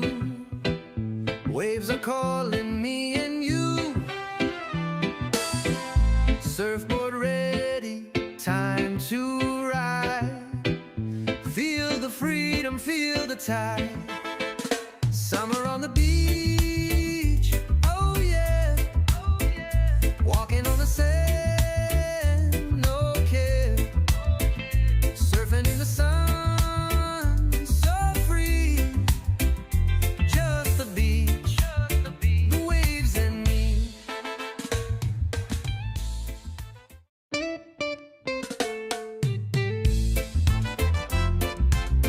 Yeah, yeah, yeah, yeah.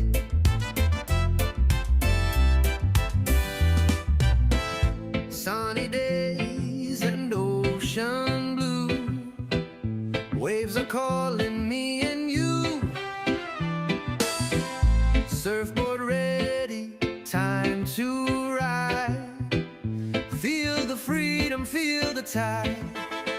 Summer on the beach, oh yeah, walking on the sand, no care, surfing in the sun, so free, just the beach, the waves and me.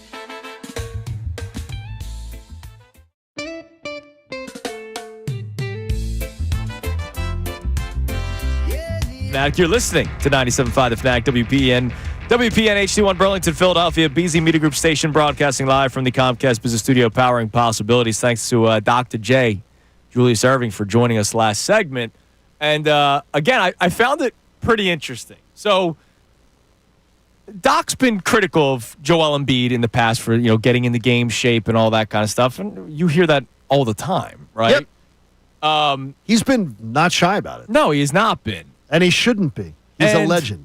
And so, I've heard the clips on NBC Sports Philadelphia. I've heard the clips on him doing all kinds of network shows, right? And because he's always around the team, one would assume that they've talked before. Nope. He told us, we've talked to each other in passing before, but we've never, sat down and spoke. Isn't that incredible? So, obviously, the game's changed and all this kind of stuff, but I'm surprised and kind of disappointed, honestly. But are you shocked? No. I'm not either.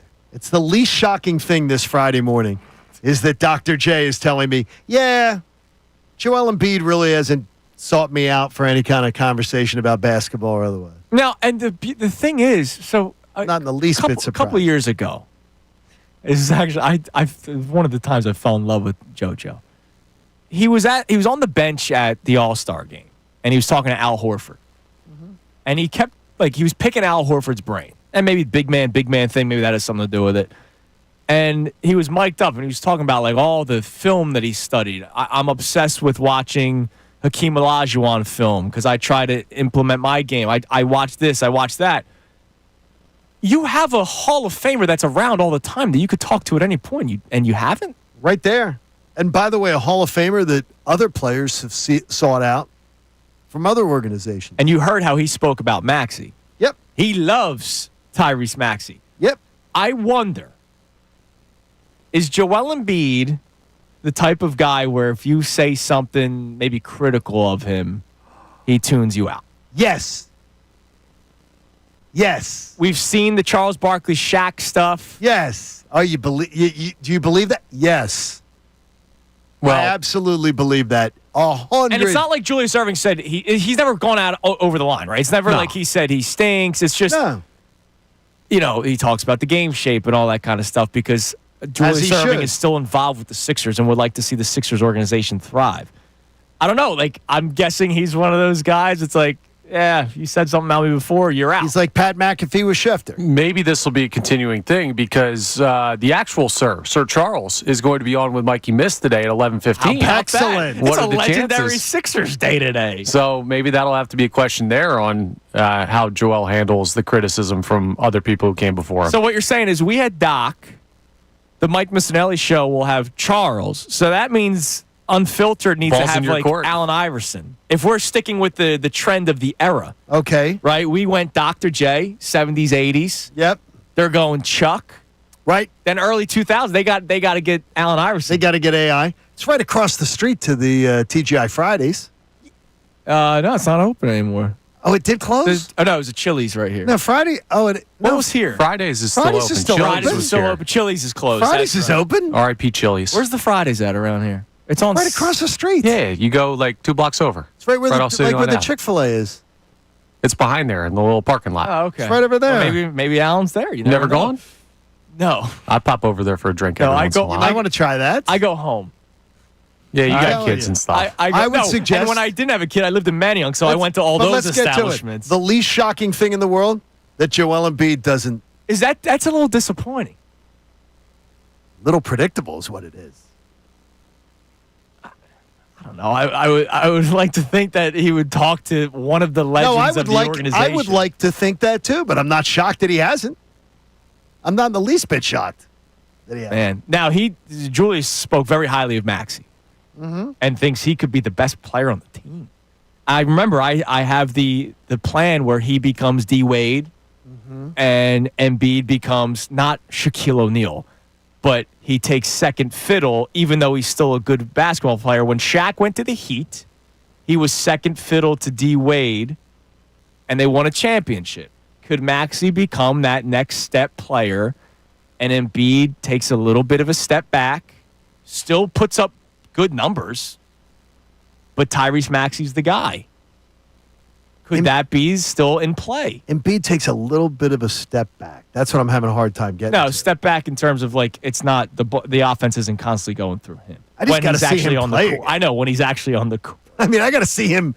I know. I got to see him play 55 games where he plays to a all-star level Yeah. to believe that plan could even be conceivable. Then I would believe it. But no, not really feeling it. Now Tommy checks in. What's up, Tommy boy? He says Shaq asking Doc advice 25 years ago is different than asking Doc advice today. It's not necessarily like. You just ask him about the game. You ask somebody's wisdom about the game. Right. By the way, though, the story is that Shaq bought his house in Orlando. Mm-hmm. So he buys this house that he had trouble selling forever because he customized the house too much, but there's another story. And he realized that when they were taking some hedges and everything, that Dr. J's house was literally next door. And he had no idea when he bought the house because the realtor was not allowed to tell him that Julius Erving owned the house next door. Right. So he was literally next door to Julius Erving. How about that? And he was afraid to talk to him because he was such in awe of Julius Erving. Oh, well, yeah. And by the way, Julius Erving was a little bit critical of Shaquille and some of his, like, yeah. and Because he talks game. He talks and about he the talked game. game with them Yeah. about how to play. By the way, Julius Erving has two eyes, has his mind, Yeah. and can absolutely share with Joel Embiid things about today's game and could offer him advice. Yeah. He's not a doddering old man that doesn't understand the game that couldn't offer something to Joel Embiid. Right. But Joel Embiid's not seeking it out, and there's a reason for that. There's a reason for it. A little disappointing. Yeah, I am as well. Predictable. I didn't think it was a definite that he hadn't, but like that was surprising to me. I know Yeah. you say predictable, I John. I get I it. assume that at No, some it's very point, predictable to me. At From what some I, point from what they I talked. know, from what I've watched, from what I've heard his whole career, it's predictable to me. It's very predictable. I think he's a pouty guy. I think he's a guy that absolutely wouldn't like it if someone said anything negative of him in the media. By the way, Dr. J spoke negatively of at times of Shaq in Yeah. the media.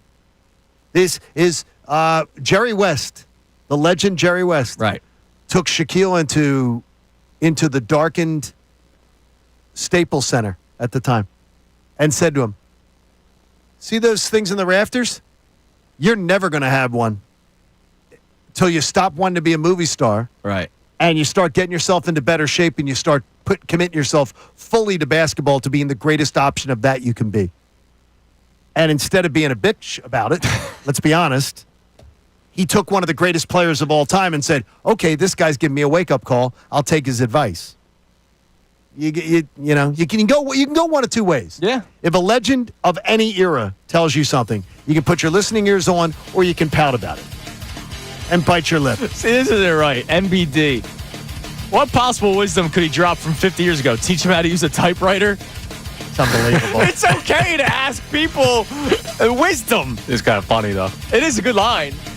But, like, he could teach him about being in shape to play, showing up, the work ethic. How do you handle yourself? How do you handle yourself as a professional? Couple of cigs at halftime. Putting your team up, putting team goals I don't know if first. Dr. J was a SIGs guy. He was definitely a whiskey man, though. By the way, we know that for team sure. goals first over individual goals. There's a lot of things you could learn from Dr. J. All right, coming up next, we'll check our text messages on today's show. Also, something golf-related that happened yesterday. Ooh. And I'm curious, because you two are golf nuts. This question's more for you than for me, but I'm curious what your answer will be on it. It's Kincade Salciunas, 97.5 The Fanatic. Ricky Bo, Bill Color.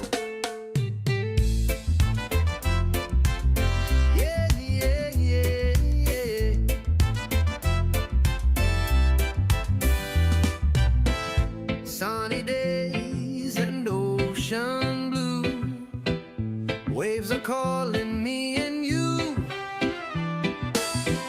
Surfboard ready, time to ride. Feel the freedom, feel the tide. Summer on the beach, oh yeah, oh yeah. Walking on the sand, no care. Surfing in the sun, so free. Just the beach, the waves and me.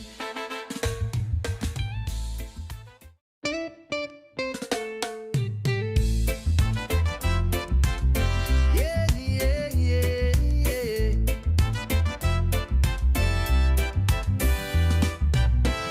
Sunny days and ocean blue, waves are calling me and you. Surfboard ready, time to ride. Feel the freedom, feel the tide. Summer on the beach, oh yeah, oh yeah. Walking on the sand, no care.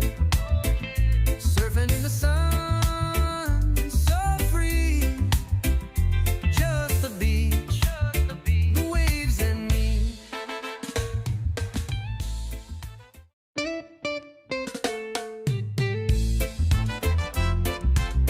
Yeah, yeah, yeah, yeah.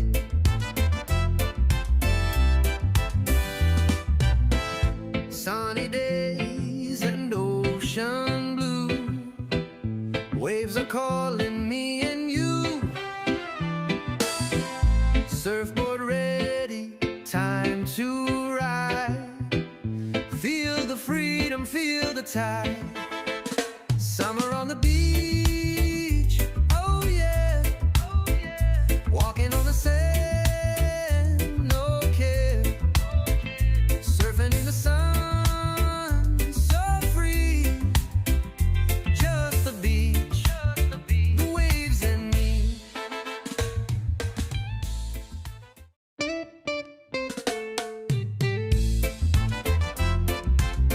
Yeah, yeah, yeah, yeah.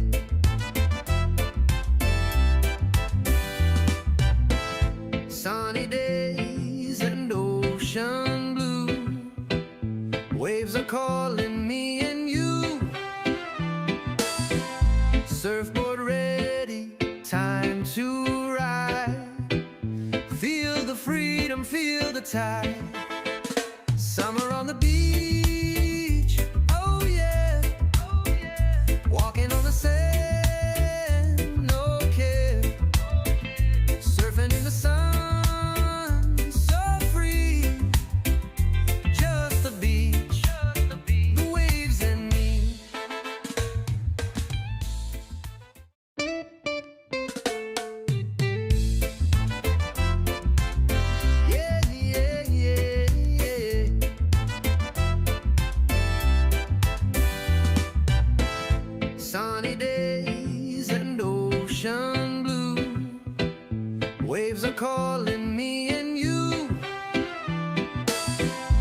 Surfboard ready, time to ride.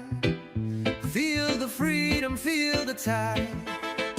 Summer on the beach, oh yeah, oh yeah. Walking on the sand, no care. Surfing in the sun, so free. Just the beach, the waves and me.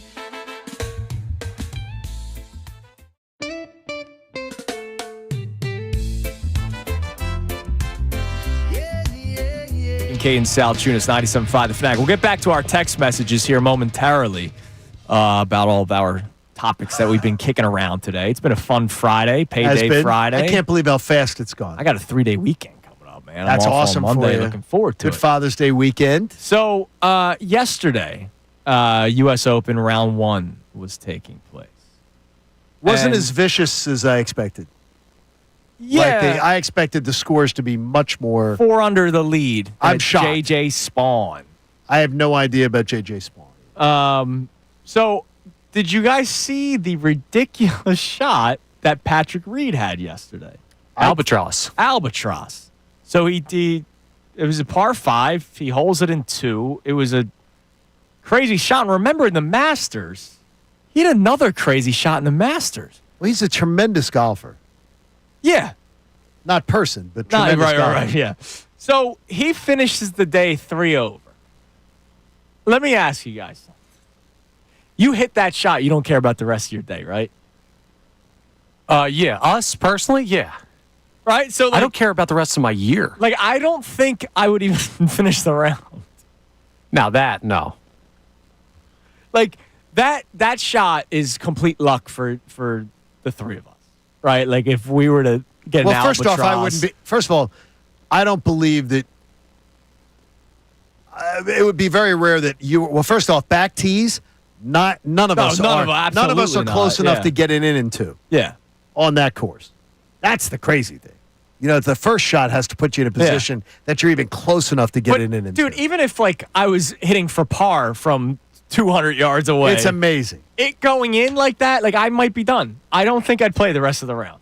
Now, I'm not a big golfer. You guys are. So Yeah, that no, would be a you'd have to miracle play. for you. Well- I'd play the rest of the round. No, you'd play. miracle for me. I'd I'd kick play the your rest ass. of the round on cloud 9. So Yeah. but you wouldn't care, like, triple bogey. Oh no, I would. I'd be so pumped to be playing. Because, all right, now here's a follow-up. Okay. So, I mean, I don't know how the handicap rule works. I don't know what your guys' handicaps are. But if you hit that shot, All right. so you just knocked off 3 strokes off your final score from whatever that moment is. Okay. Right? Let's say you typically play par or bogey golf, and you get an albatross, right? So you knocked Okay. off 4 strokes. All right. Are you now looking at your scorecard a little bit closer because you're like, oh my God, I could break whatever score you guys have. Again, you guys are the golfers. You've been trying to break 95. You've been trying to break Yes. 90, right? Nah, that's not how it works. So what would you like? Would you just keep playing, or Yeah. are you focused on Connor like, really oh my does God? not. Connor really does not playing with you. Mhm. You don't like you sort of look at the score, and sometimes you hardly pay attention to the score. No, I try not to check the score. Connor's really good at that. Just play each hole. I do. So would you continuously check like, Yes. oh my God, I just I got do. an albatross? I do. Like I had a great round going. We were playing Glen Mills a couple weeks ago, my buddy Mark. And I played my best round of the year that I played. Yeah. And I almost had a hole in one on a par 3. Yeah. 2 index fingers from the hole, no further. My closest I've been to a hole in one in a long time on a par 3. And he saw it off the shot that I almost came close. It gave me confidence, and it made me on a roll. I had that roll for the next like 4 or 5 that's holes nice. where it picked me up, and I had been playing well leading into it. I crapped out, though, at the end of that round. Like, I was started to do the math, and I wish I was more like Connor, that I just ignored the scorecard. Yeah. See, you would start looking at it. The second you check it. Because I finished 7-6-7, and I had not put a 7 on the scorecard until the last 3 holes. Yeah. And, then all of a And sudden I it got finished you. out. I finished out 7-6-7. started I'm looking like, at the I'm like, what scorecard. am I doing? Why am I adding up scores? Like, 15 holes through. Look at this round I'm having. Right. and then I And then crap you out crap with the 20 bed. on the last 3. But no, I'd never be able to, like, if I was that good at golf, I would have no friends. Everybody would hate me because if I could make an albatross, Well, isn't that Patrick Reed already? I'd never stop talking about it. No, I That's wouldn't true. steal from people. There you go. Yeah, But, exactly. Like, that's By the way, thing. he tries to deny that. I'm not mature enough, though, to be good at stuff as good as, like, professionals are. Okay. Because I'm Now- already No, you're me not. Like being you could, yeah, you could you've- tackle. you've like never you could said- you've tackle never said anything an like NFL that. player, or be able to, like, you could check an NBA player in a you've, game you've one-on-one. never said that. All right, give us a text message. I love anytime golf comes up on the show. Idol76 gets just vehemently angry. Why? Can we please get back to sports talk? Golf isn't a sport. It's like talking about bowling or chess. Yeah, it's not. Yeah. You want to do chess? We can do chess. I'd go bowling before chess. Knight to E4. Connor would All right, win. what do we got? Gina from Southwest what do we Florida got? checks in on the Joel thing and What's says, up, Gina? Honestly, can't see how you're shocked. Joel thinks he's the legend. He's not going to He bow does. to the real legend. Also, he will never be the number 2 to Maxie's 1 in his mind. And he never will be. And by the way, I can't say with all due respect to Julius Erving. Julius Erving has his opinions. If Tyrese Maxey can't be a number 1 on any team. Yeah, I agree with you. So, I mean, like, Julius Erving can't be. I see. But if he's the Don't number, buy that. but if he's the number, I don't think he can be the number 1 with Embiid not on the court. But if Embiid That's is what I- there, that's like, what I mean, but the that's thing why is I go. that- That's why I go to this D Wade Shaq Like, if you analogy all the time. if you needed, let's say, you needed Maxey to be your number 1 option 25 games or 27 games out of 82, you're not going to be in a position enough to win a championship. I don't know that that's true. Like, remember, he's 24. He's already been an all-star at the NBA level. Like, I think we forget how good this kid can be. Okay. He's very good, very, very good, especially when Embiid's on the court. And so I think if the two of them, one night's Embiid's night, one night's Maxey's night, again, when Shaq played for the Heat, I imagine, I don't have it in front of me, I don't know off the top of my head, I imagine he led the games in scoring some nights. Oh, sure. Right? Some nights. Yeah. So Rarely. I got you. Could that be something where it's the D Wade and Shaq, but it's Tyrese and Embiid? Obviously, you have to have the right pieces around you too, and we don't know if they have that right now. But I think you make a good point. Look at the team up I don't 2-1 in think the it's- NBA Finals right now. Yeah. You're telling me Tyrese Halliburton's this world beater? I'm telling you that I begged for Tyrese Halliburton. Tyrese Halliburton. No, he's good. He's very, very I good. wish he'd been here. I don't know how many people on this radio station and listeners to this radio station were like, Halliburton? For God's sakes. But he's not Giannis. He's not Jokic. He's not Shea. No, he's But 2 wins from an NBA title, and he's been the best player in the playoffs. that's why I'm saying, like, Maxey, I don't to say think he he's- can't lead a team, I think it's way too early to be like he's not going to be a 1. Okay. I don't see it, but I understand your point of view about it being early. I do. I understand about it being early. Okay. We'll continue talking to the people, checking our text line. Also, we have the NFL top 10 offenses thing that I want to just kind of bring back up to the people if they missed it way back in the 6 o'clock hour. I also saw MLB power rankings, John. Oh, jeez. National media still thinks highly of the Phillies. It's Kincade Salciunas, 97.5 The Fanatic. Fanatic Sports Update.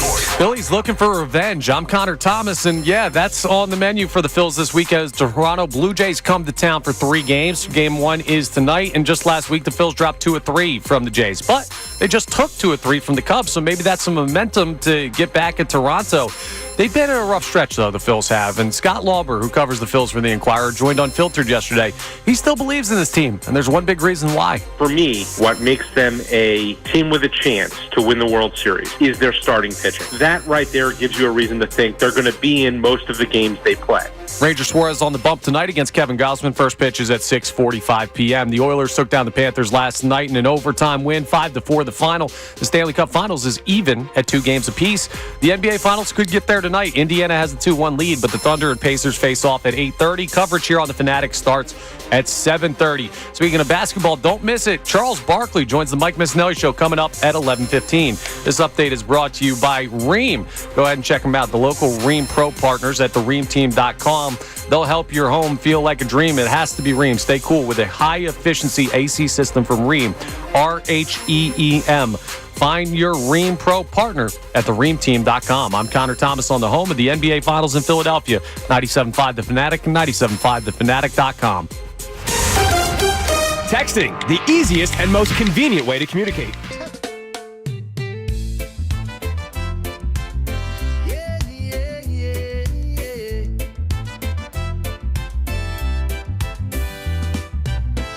Sunny days and ocean blue. Waves are calling me and you. Surfboard ready, time to ride. Feel the freedom, feel the tide. Summer on the beach, oh yeah, oh yeah. Walking on the sand, no care. Surfing in the sun, so free. Just the beach. You end up vacationing during the summertime.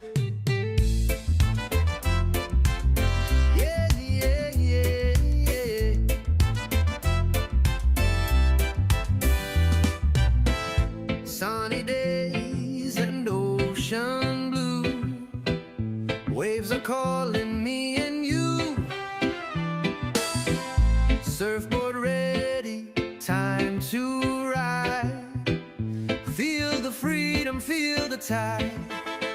Summer on the beach, oh yeah, oh yeah. Walking on the sand, no care. Surfing in the sun, so free. Just the beach, the waves and me.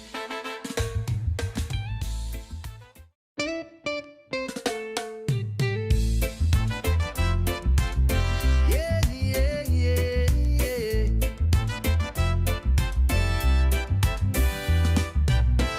Sunny days and ocean blue.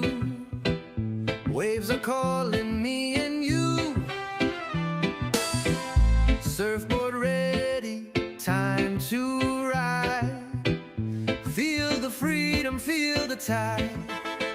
Summer on the beach, oh yeah, oh yeah. Walking on the sand, no care. Surfing in the sun, so free. Just the beach, the waves and me.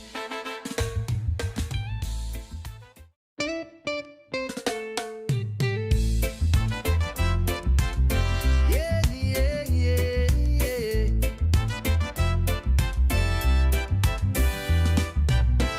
Sunny days and ocean blue. Waves are calling me and you. Surfboard ready, time to ride. Feel the freedom, feel the tide.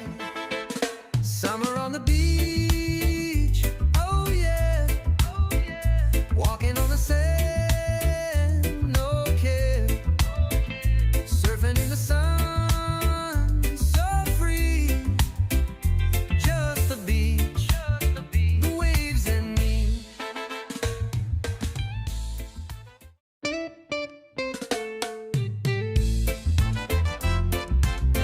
Yeah, yeah, yeah, yeah.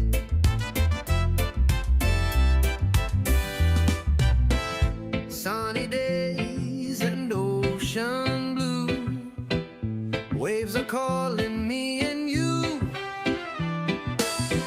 Surfboard ready, time to ride. Feel the freedom, feel the tide. Summer on the beach, oh yeah, oh yeah. Walking on the sand, no care. Surfing in the sun, so free. Just the beach, the waves and me.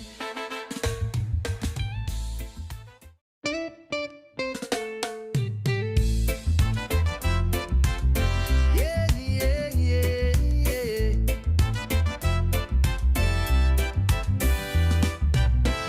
Sunny days and ocean blue. Waves are calling me. Approaching Father's Day weekend, man. So I hope everybody has a nice Father's Day weekend, has some fun. Do you have any plans? Like, is there anything like specific that you're doing? Not really. I mean, it's. I know Liv's coming to town. Liv's coming in, and I know we're going to go to. We're going to hit up Fleming's on Sunday night. That's nice. That's always fun. The girl's taking me to Fleming's, which is fun. I remember when I went last year, and it was the first time I ever had Fleming's. It was freaking amazing, man. It's always great. Always a great time. And so they'll take me there Sunday night. It's going to be a pretty low key Father's Day weekend. I wish I was golfing. I'm not. I wish I was tomorrow. But the weather looks a little iffy. The weather's but they're having an event at the course, so that I'm not participating in the member guest, and I'm not participating in it. So the course is then closed, so it screws you up a little. Well, enjoy your Fleming's Steakhouse on Sunday. That's good. We're going to have a good time. What about you? I just want to sit on the beach and fish and not be bothered. You going to catch anything? Yes, I will. Nice. The question is, will I actually be doing it? Because, again, to John's point, the weather does not look all that great for this weekend. Oh, rain's good for fishing. It is. It messes up, like, the droplets. The fish can't tell. What? There you go. I always thought fishing in the rain, though, sometimes is a good thing. Yeah. That's what I'm saying. He's right. So, I mean, it is good, I'm just right? not going out there. Well, you're soft. No, you're not going to get. It's not. But from what I'm looking like, it's not. You're not going to be like poured on. No, I know. Yeah, but I want a beach day. Ultimately, I want to sit in a damn chair with a beer in my hand and not worry about anything. Now we get to the root of what you want to do. Yeah, exactly. That's really all I want to do. You can be like my dad. I called him earlier this week. I was like, "What do you want to do for Father's Day?" He's like, "Nothing." Yeah, nothing. Like, okay, honestly, cool. dude. Well, especially at this stage in my life, like I would love to just do nothing for a little bit. I did a business of sports for Pico. That's going to air. You're going to hear it. According to Forbes, 3.5 in a two-parent household in America, 3.5 times as much money is spent on Mother's Day than Father's Day. No surprise. I'm not surprised either. But it just is. That's a big disparity. I'm not surprised. That is a big disparity. Like, moms do all the work. I do it up. I want to make my wife stay. Like I want her to. Let's do the. You want to do the brunch? Yeah, you want to do the brunch? All right, let's do this. Let's do this. Let's do this. I just want to sit. Like it's what I want. Like the thing I'm not asking for you to spend money on me. I want you to just leave me alone. Yeah, we're simple, dumb creatures. Exactly. Give us a beer. Let us sit down. It's like, oh my God, it's Father's Day. Now leave me alone. Like wow, I don't feel that way. That's but it's the leave me alone. I like that. So it's good. Though. I just want to relax. That's all. I don't really get to relax. Well, the relaxing is good. I would like to relax. That sounds nice. All right, so I read Power Rankings this morning, John. I know you love. Jeez, thanks for doing that for me. Looking out for me, eh? Now the reason why I'm bringing it up is because the Phillies are still thought of highly nationally. At least I think. No, they are. So, well, yeah, the reason why I say at least I think. So, I don't know who wrote it. They don't have the author, but it's on ESPN.com. So it could be Passan or it could be Kirkchin. I don't know who wrote it. But the Phillies come in at number 6. Across all of Major League Baseball. Previous ranking was 5, so they dropped one spot. They're behind the Cubs at 5, who they just took 2 of 3 against. The Dodgers are at 4. The Yankees are at 3. The Metropolitans are at 2. And the Tigers are at 1. And remember, just not that long ago, the Phillies were 1 or 2, depending on which source you read. Sure. Phillies and the Tigers. And, of course, losing 9 of 10 is going to drop you in the power ranking. I love the very first sentence. So they put him at 6. And the very first sentence is a question. Are the Phillies good? That's it. And then it says they're 7-0 against the Rockies and barely over 500 against anyone else. They have just the 14th best run differential in the majors and only 5 series wins against teams that currently have a winning record. However, those teams are the Dodgers, the Cubs twice, the Rays, and the Guardians. He talked about Luzardo bouncing back, Aaron Nola out the stress fracture, and Bryce Harper is on the IL. And the bullpen continues to scuffle. Like, it's a bunch of, like, yeah, things aren't really good with the Phillies right now, but we still have them 6th on our power ranking. I'm telling you, I think people are bluffing themselves. I mean, we had a very spirited discussion earlier today. I think people are bluffing themselves. I do not believe the current constituted Phillies, as currently constituted, are a World Series contender. And we said we didn't think they'd go to the World Series. I don't even think they're a contender for it as currently constituted. I think they're a contender for it. I do not. I don't think so. I think they need to make moves. But where the spirit of conversation was again our definition of like built to win or built to win now. The Phillies are not built to win now. They need a major overhaul. They need a major overhaul if they're going to compete with the Yankees, Dodgers, Mets to win a World Series. They need a major changes. Not minor little tweaks. They need to do big things. I'd like to see them make moves. Okay. And I think they need to make moves. Okay, the teams at those power rankings. Let's make it a productive power rankings. I got Johnny bought into power Hook, rankings. line, and sinker. You're Who's already fishing. Tell me the power rankings teams again. Give me the top teams. The teams at front of the Phillies? Yeah. Cubbies at 5. Okay, how many? Go from the top. Go from the Tigers top. at 1. Number 1, Tigers. Yeah. Okay, tell me what are the major changes the Tigers have to make to their starting lineup? I think their biggest thing is just continuing to add to their bullpen. Correct. Because every team in that position, their starting pitching's been great this season. Their bullpen's a little thin. Yeah, a little thin. They're a young team. They're a young team. Their bullpen's a little thin. I think they could use another veteran bat, just because they're a young team. Sure. Okay. That's little stuff. The Mets are at 2. Okay, Mets. What do the Mets have to do? I think they need a legit starting pitcher. And if I'm the back end of the rotation starting pitcher. Yeah. If I'm the Mets, maybe a little bit more pop in your lineup, like we keep on talking about with the Phillies. Remember before the season started, we were talking about whether or not the lineup's good or not. I like the Mets lineup. I like that they have like all different styles of hitters. Yeah, but they don't need. I think they need a little bit more pop, especially if Soto's been playing a little bit better as of late, but you're going to need somebody to help Soto out.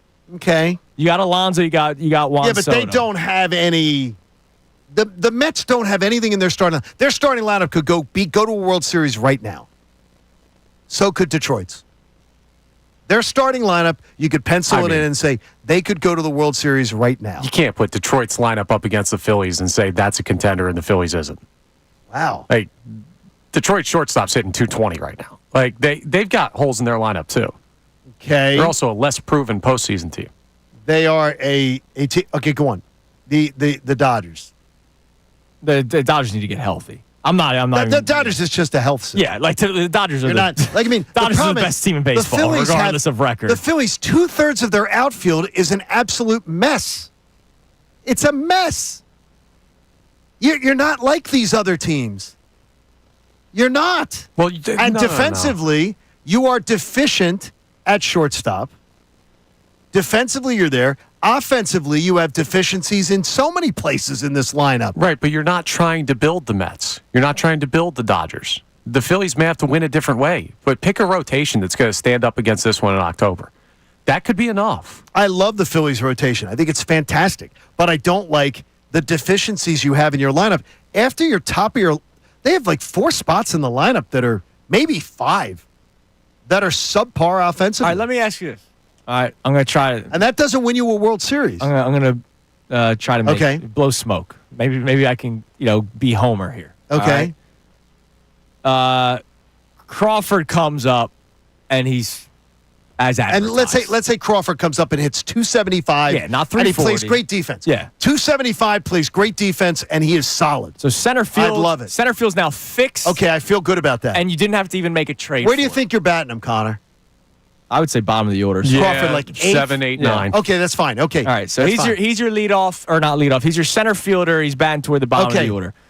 You make a trade for a left fielder that either platoons with Kepler but is actually really good from the right side, or he overtakes Kepler. There's your outfield addition. Okay, it's the guy that replaces Kepler. Okay, so you're telling me he's like a 20, 25 home run guy? Yeah, okay. From the right side. I am feeling 100% better. And you tell me that I've got that and that. I'm feeling. And now you've only made one trade so far because Crawford came up. He's in your system. I'm feeling 100% better. I'm feeling 100% better. In fact, I will then say World Series contender. All right, and then you get 2 bullpen arms because that's going to happen. Like that's but no. But here's what we're saying is, here's where you're going is, you're talking about an organization that has ignored Crawford and won't bring him up. They won't bring him up. Well, again, June 11th or 12th No. or 13th or whatever it is. I don't know the date. June Why 13th. wouldn't they, then why is he not up? I don't know, but it's not like they locked him in a cage in AAA and he's never going to play at the major league level. What are you waiting for when you've got the worst center field situation he's in hurt, baseball? Right, he's hurt right now. Well, I understand that. But before but the you didn't injury, have it they before. I got you. I can't tell you that. But what I can tell you is if they call him up at the end of June, he's still got plenty of time to show he belongs up here. Well, that's great. I'm saying is is great. why did you let months go by with the worst center field situation in baseball? Listen, There's still, you can't just be like, well, they did it. No, that was Yes, I can deficient. be. That's deficient. Okay, I'll get a time machine. I'll go back and I'll call up Justin Crawford. We are where they are, and he can still come up and making it back on this team. All right, I'm going to write down a lineup. Okay. A homer lineup. Okay, I'm feeling better by what you suggested. See? Look what I can do. Now, what about the bullpen? Get to that next. Well, yeah, they'll get on. No. Well, you know they're going to. Get to that next. Key 3 coming up next. Text message here on Kincade Salciunas 97.5 The Fanatic. Ricky Bo, Bill Colarulo. The crazy thing is, the heart.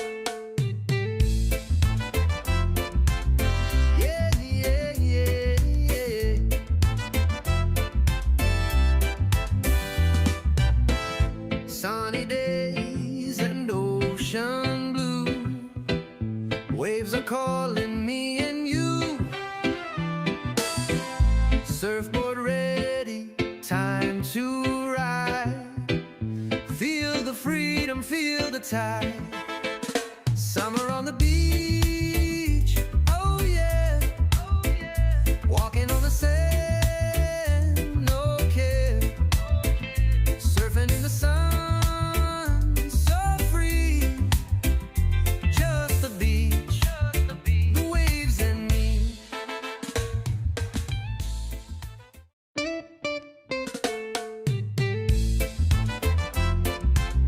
Yeah.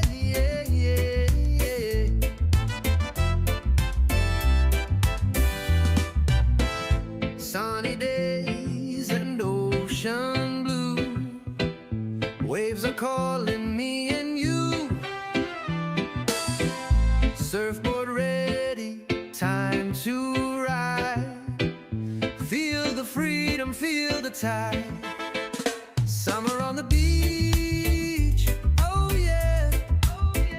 Walking on the sand, no care.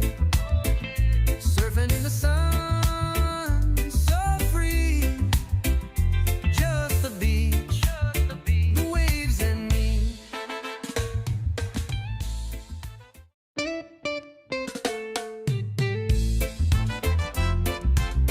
Yeah.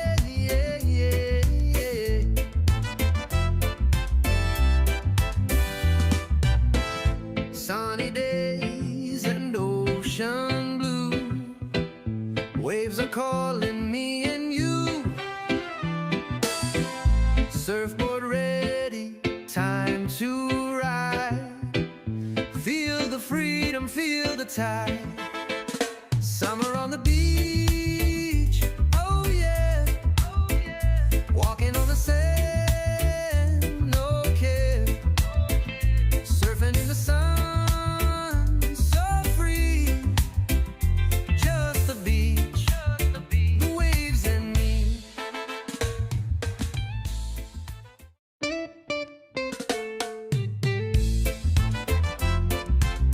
Yeah.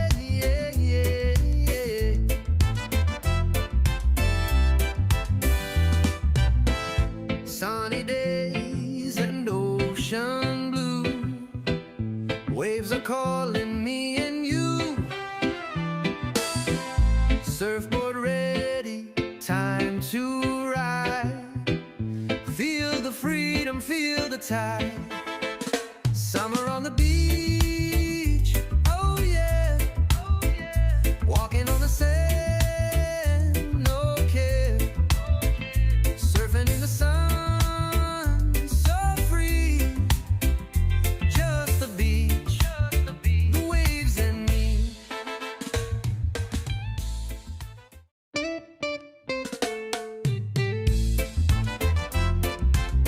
Yeah.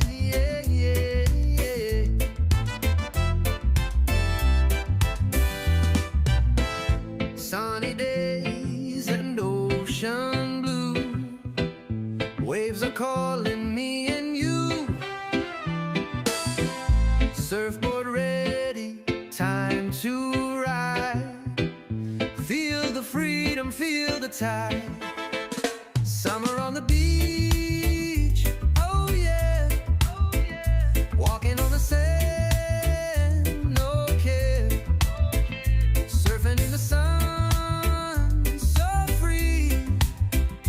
Just the beach, the waves and me. One here on Kincade Salciunas, 97.5 The Fanatic. I just saw your boy Dove Kleiman. Aristotle Dumas. What is he? He's a made-up person. So. J.K. Dobbins spoke to the media yesterday. He's now with the Denver Broncos. Quote, why he chose Denver, I want to get a ring. I've been in the playoffs every year I've played. I'm tired of losing in them. Yeah, like, does the Denver Broncos scream, this is my chance to win a Super Bowl? Ascending? Yes. Yeah, like, I think they're going to be a fun team this year. Ring? No, and I don't think any teams that are close to getting a ring were looking to sign J.K. Dobbins. He's not, it's not a one-year deal, so, like... Well, I mean, he's been snake bit. No, I know, but you know what I mean? I'm just saying, like, all right, your one-year deal with the... Like, come on now, dude. You're going to win a ring in Denver? Stop now. The Broncos are a weird team this year, man. I don't know what to make of them yet. They're going to be a fun team. They got the nice defense. Obviously, they have one of the best corners in the league. They have a really good coach. And I know you hate him, but he's a really good coach. Yeah, because I think he did New Orleans wrong. But he did a lot right there for years, though. Yeah, absolutely. I mean, I think the ledger with him there, he did a lot right. What I didn't like was oh man, this team's a disaster. I'm gonna retire. But I'm gonna keep my eye on that Cowboys job, which is what he wanted. He never got it, and then he goes to Denver. Well, it's because he lived in Dallas too. A lot of people don't realize he lived in Dallas. I didn't like the way he. I got you. No, and I understand. But I know he's a good coach. I know he's a good. He's a really good coach. I don't know why they had King of Queens act as him. What was that? Kevin James. Yeah, remember Kevin James? It should have been Frankie Munoz. Yes, it should have. Because he is. He looks just like. I just don't know if he's old enough yet. He looks just like him. Yeah, at least it looks like the person. Kevin James. Age him Kevin James doesn't look like anything Sean like Payton. him. That was so funny. All right, here's my makeshift lineup for you. Okay. Based off of the scenario that I gave you last segment. Turner, Harper 2. Well, that's if Harper's okay. Schwarber DH 3-hole. Castellanos 4. Now this right-handed bat that could play left field could be a platoon. So Kepler and or right-handed bats 5th. Bohm 6th. Now they would never do this. No. Stott JT Crawford to split the left because Stott Crawford you don't want to have left. But they would never bat JT 8th, even though they should at this point. No, they've only batted him 8th like 4 times in his Phillies career, I think. No, you know what though, Andrew? It's again. I said I got an ex major leaguer who likes the show a lot, who thinks you're a good baseball guy. Thank you. I listen to that. I feel smarter about baseball listening to that conversation. You turned a power rankings conversation, and I listened to you with that lineup there. That is a lineup that I'd buy into, and I feel better. Your scenario there, if I believe they were bringing up Crawford, I have no idea what they're freaking doing. Like, I have no idea what this organization... That's the thing. The fact this organization has peed away opportunity to bring this young man up. Yeah. And other organizations going, what? Cubs broadcaster say, any idea why Crawford's not up? I said, your guess is as good as mine. I said, you guys work in Major League Baseball. You tell me. Because we don't know. We can't figure it out. I saw somebody on YouTube. I can't find it. They're very active right now, which I appreciate. That was questioning the plan for Crawford was always 2026, guys. No. But here's the deal. Sometimes plans go out the window. I'm a big planner. You're a big planner. I love plans. We love plans, right? But I show sheets. Sometimes things go out. Sometimes things go out the window, especially when your center field options are bleak. The plan for Crawford was always to see Major League time this year. Yeah. But let me ask you. Now, not April and May. So in defense of that person on YouTube, it was not to have him up here in April and May, but it also was not to have arguably the worst center field situation in Major League Baseball. I feel you. Let me For a ask you contender. this. Can the Phillies win 95 games and the National League East with Brandon Marsh and Yohan Rojas as their center fielders? No. They did it last year. But they can't this year. Because the Mets aren't the team they were last year. And there's more of a book on guys like Brandon Marsh, dude. It's they another did it year. last year. The Phillies are probably saying, hey, we can survive part of the regular season with these guys. We're not in a hurry. We're not going to rush the kid. We're going to call him up when he's ready. They've proven that they can win. You're going to call him up in the playoffs? Yeah, I mean, like, what are you waiting like, for? what are you talking about? Yes, I forgot that the playoffs start on June 14th. We're on June 13th. No, you're doing this scenario about winning 95 games. I'm saying they're not in a rush because they've proven they can win in the regular season with these guys. They were not. They're not in a rush. They're 5.5 back. Here's the deal, Connor. Of a team that's decidedly built better than them right now. Here's the other thing. Decidedly. Sometimes your team needs a spark. I feel you. And if you call up the young buck that everyone's excited about, maybe that spark helps everybody out. There's no spark with this team right now. We literally had a conversation earlier this week about how there's no spice on this team. And by next Sunday afternoon, when this team packs to go to Houston, there may be no spark on this team's chances to win this division. Depending on how that's... They may have peed away the opportunity to win this division by the end of June. You got 4 against the Marlins. I don't think they're peeing anything away. No, because right now you're 5.5 out. That depends on what the Mets do in the interim. I feel you. And then you've got a 3-game series with the Mets. Mets. The Mets have an easy month. The Phillies have a hard month. Mets are I've looked at this schedule. Mets are playing the Rays this weekend at home. Braves, and then the Bravos. And then they play 3 at the Braves, and then they come in here. Yeah. I mean, you're sitting there and going, and before we start counting wins against the Marlins, I believe it was the Pittsburgh Pirates. Pittsburgh Pirates. I remember a certain afternoon show last week counting wins going into that series. Last weekend. Listen, I said I didn't like him against the Pirates. I know you didn't. You felt bad about that series. Yeah. You were trying to tell them you had a bad feeling about it. I don't think you thought a sweep. No, definitely not. But I thought that I they remember could you lose said, that series. But I mean, it's a terrible. We can't count any wins with this crew. Not at all. Yeah, I'll count wins against the Marlins. They don't deserve it right now, Connor. No, they do not deserve it. You can predict it. Go for it. That's what I'm just doing. saying. You should not. They do not deserve you going. I will tell you this: pencil them in. if you don't win a series against the Jays this weekend at home, you don't predict anything with this team. You have the rotation is set up for you. You got Sanchez. You got Christopher. Just beat you got 2 of Wheeler. 3. You just beat that team. They're not that great. They're a good team. You should win that series. Go to the Marlins, win 3 out of 4. Come home here, win a series against the Mets. And I'm not talking about sweeping. Yeah. Win a series against the Mets. You go and do all of those things. 2 out of 3 this weekend, 2 out of 3 next weekend, 3 out of 4. Everything is stabilized and fine. Yeah, and the Mets At that point. the Mets could match you. And then you'd be you're still- 5.5 back or whatever. You're going 5.5 into back going into July. And if you don't make moves, I'm going to tell you right now, here's your chance. Right, but you're worried about this if they don't make moves. They're going to make moves. Really? Because the last 2 years you could have told me that, and they made no moves of significance that did anything to move the needle. Estevez was solid. I liked him, but they didn't Yeah. like him enough to keep him. Yep. All right. That's what they told you about. Time now for the Kincade Salciunas Key 3 best minutes from today's show. Now, the Kincade Salciunas Key 3.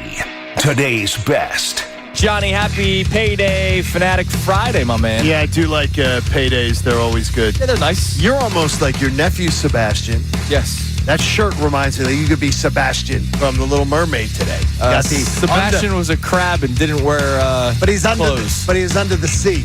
Under the sea. Yeah. There is an adage in life. If it ain't broke, don't fix it. Mm-hmm. Do you believe in that adage? Yeah. I mean, that's where we start the conversation today. Yeah, I understand the adage. I don't know if I buy it for the Philadelphia Eagles. Okay, if you're a championship club and you literally bludgeon people and you beat people and nobody could stop you, can you explain the logic to me of saying, you know what we're going to do? I say we do something different. It's interesting because as I hear people talk about it, Andrew brought it up yesterday about the new offensive philosophy with Kevin Petullo, and we talked about it when DeCecco was in the other day about, he was the passing game coordinator and things are going to get different and everything like that. One of my favorite coaches of all time is Bill Parcells. One of Bill Parcells' adages, you show them what you can do, they show you what you can stop, and you keep showing it to them until they show you that they can stop it. So I ask you, as we head into 2025, why would the Eagles want to take the formula that worked for them, for the greatest team in franchise history, with all the components in place, spectacular offensive line, amazing mobile quarterback that gives that little bit of indecision about whether he might take off and run with it, a running back that is at the top of his game, offensive threats at wide receiver and everything that keep you honest. Why do the Eagles want to change? So pick 2 to the Sixers. The Spurs get Durant. The Suns get the 3rd overall pick from the, as a part of the 3-team deal, and Paul George gets unloaded to Phoenix. What did the Sixers end up with? They get the 2nd overall pick, and Paul George's contract is off the books. Okay, That sounds nice. No, that sounds like That sounds nice. no, that sounds like run right now to Camden. Yeah. And please get that done. So you get Dylan Harper and you lose Paul George. Oh my gosh, that is best case. No, that's best case scenario. Look at the Phillies roster. I don't believe this team's built to win now. Really? I think No. it is. If you tweak, Wait. you add to the bullpen. If you add the team, I'll that say they when they add to the bullpen. No. The team that they have now, are they built to win now? Yeah, dude. Yes. They got a bunch of over 30 stars. They're But they're built not. to win now. No, they're not. Their lineup is terrible. Yeah, but they're built to win now. No, you may if they not were think built that to they're win good now. enough, but they If are were- built to win No, now. a team that is built to win now is a piece or 2 away from winning a World Series. I could say the Sixers are built to win now. No, they despite, I could say that the Sixers are built to win now, despite all the injury stuff. We have completely different expressions then as far as understanding of what is built to win now. We're bluffing ourselves. Go to the playoffs? Absolutely. I believe they're a playoff team. Built to win a World Series? Built to win now? No, they aren't. The doctor, Julius Erving, joins us. Julius, what's going on, man? Good morning. How you doing? I mean, I think Maxey is my choice for being the leader. He had some health issues last year, but I think he'll rise above that. He'll be probably the best player on the team, the one that played most consistently night in and night out.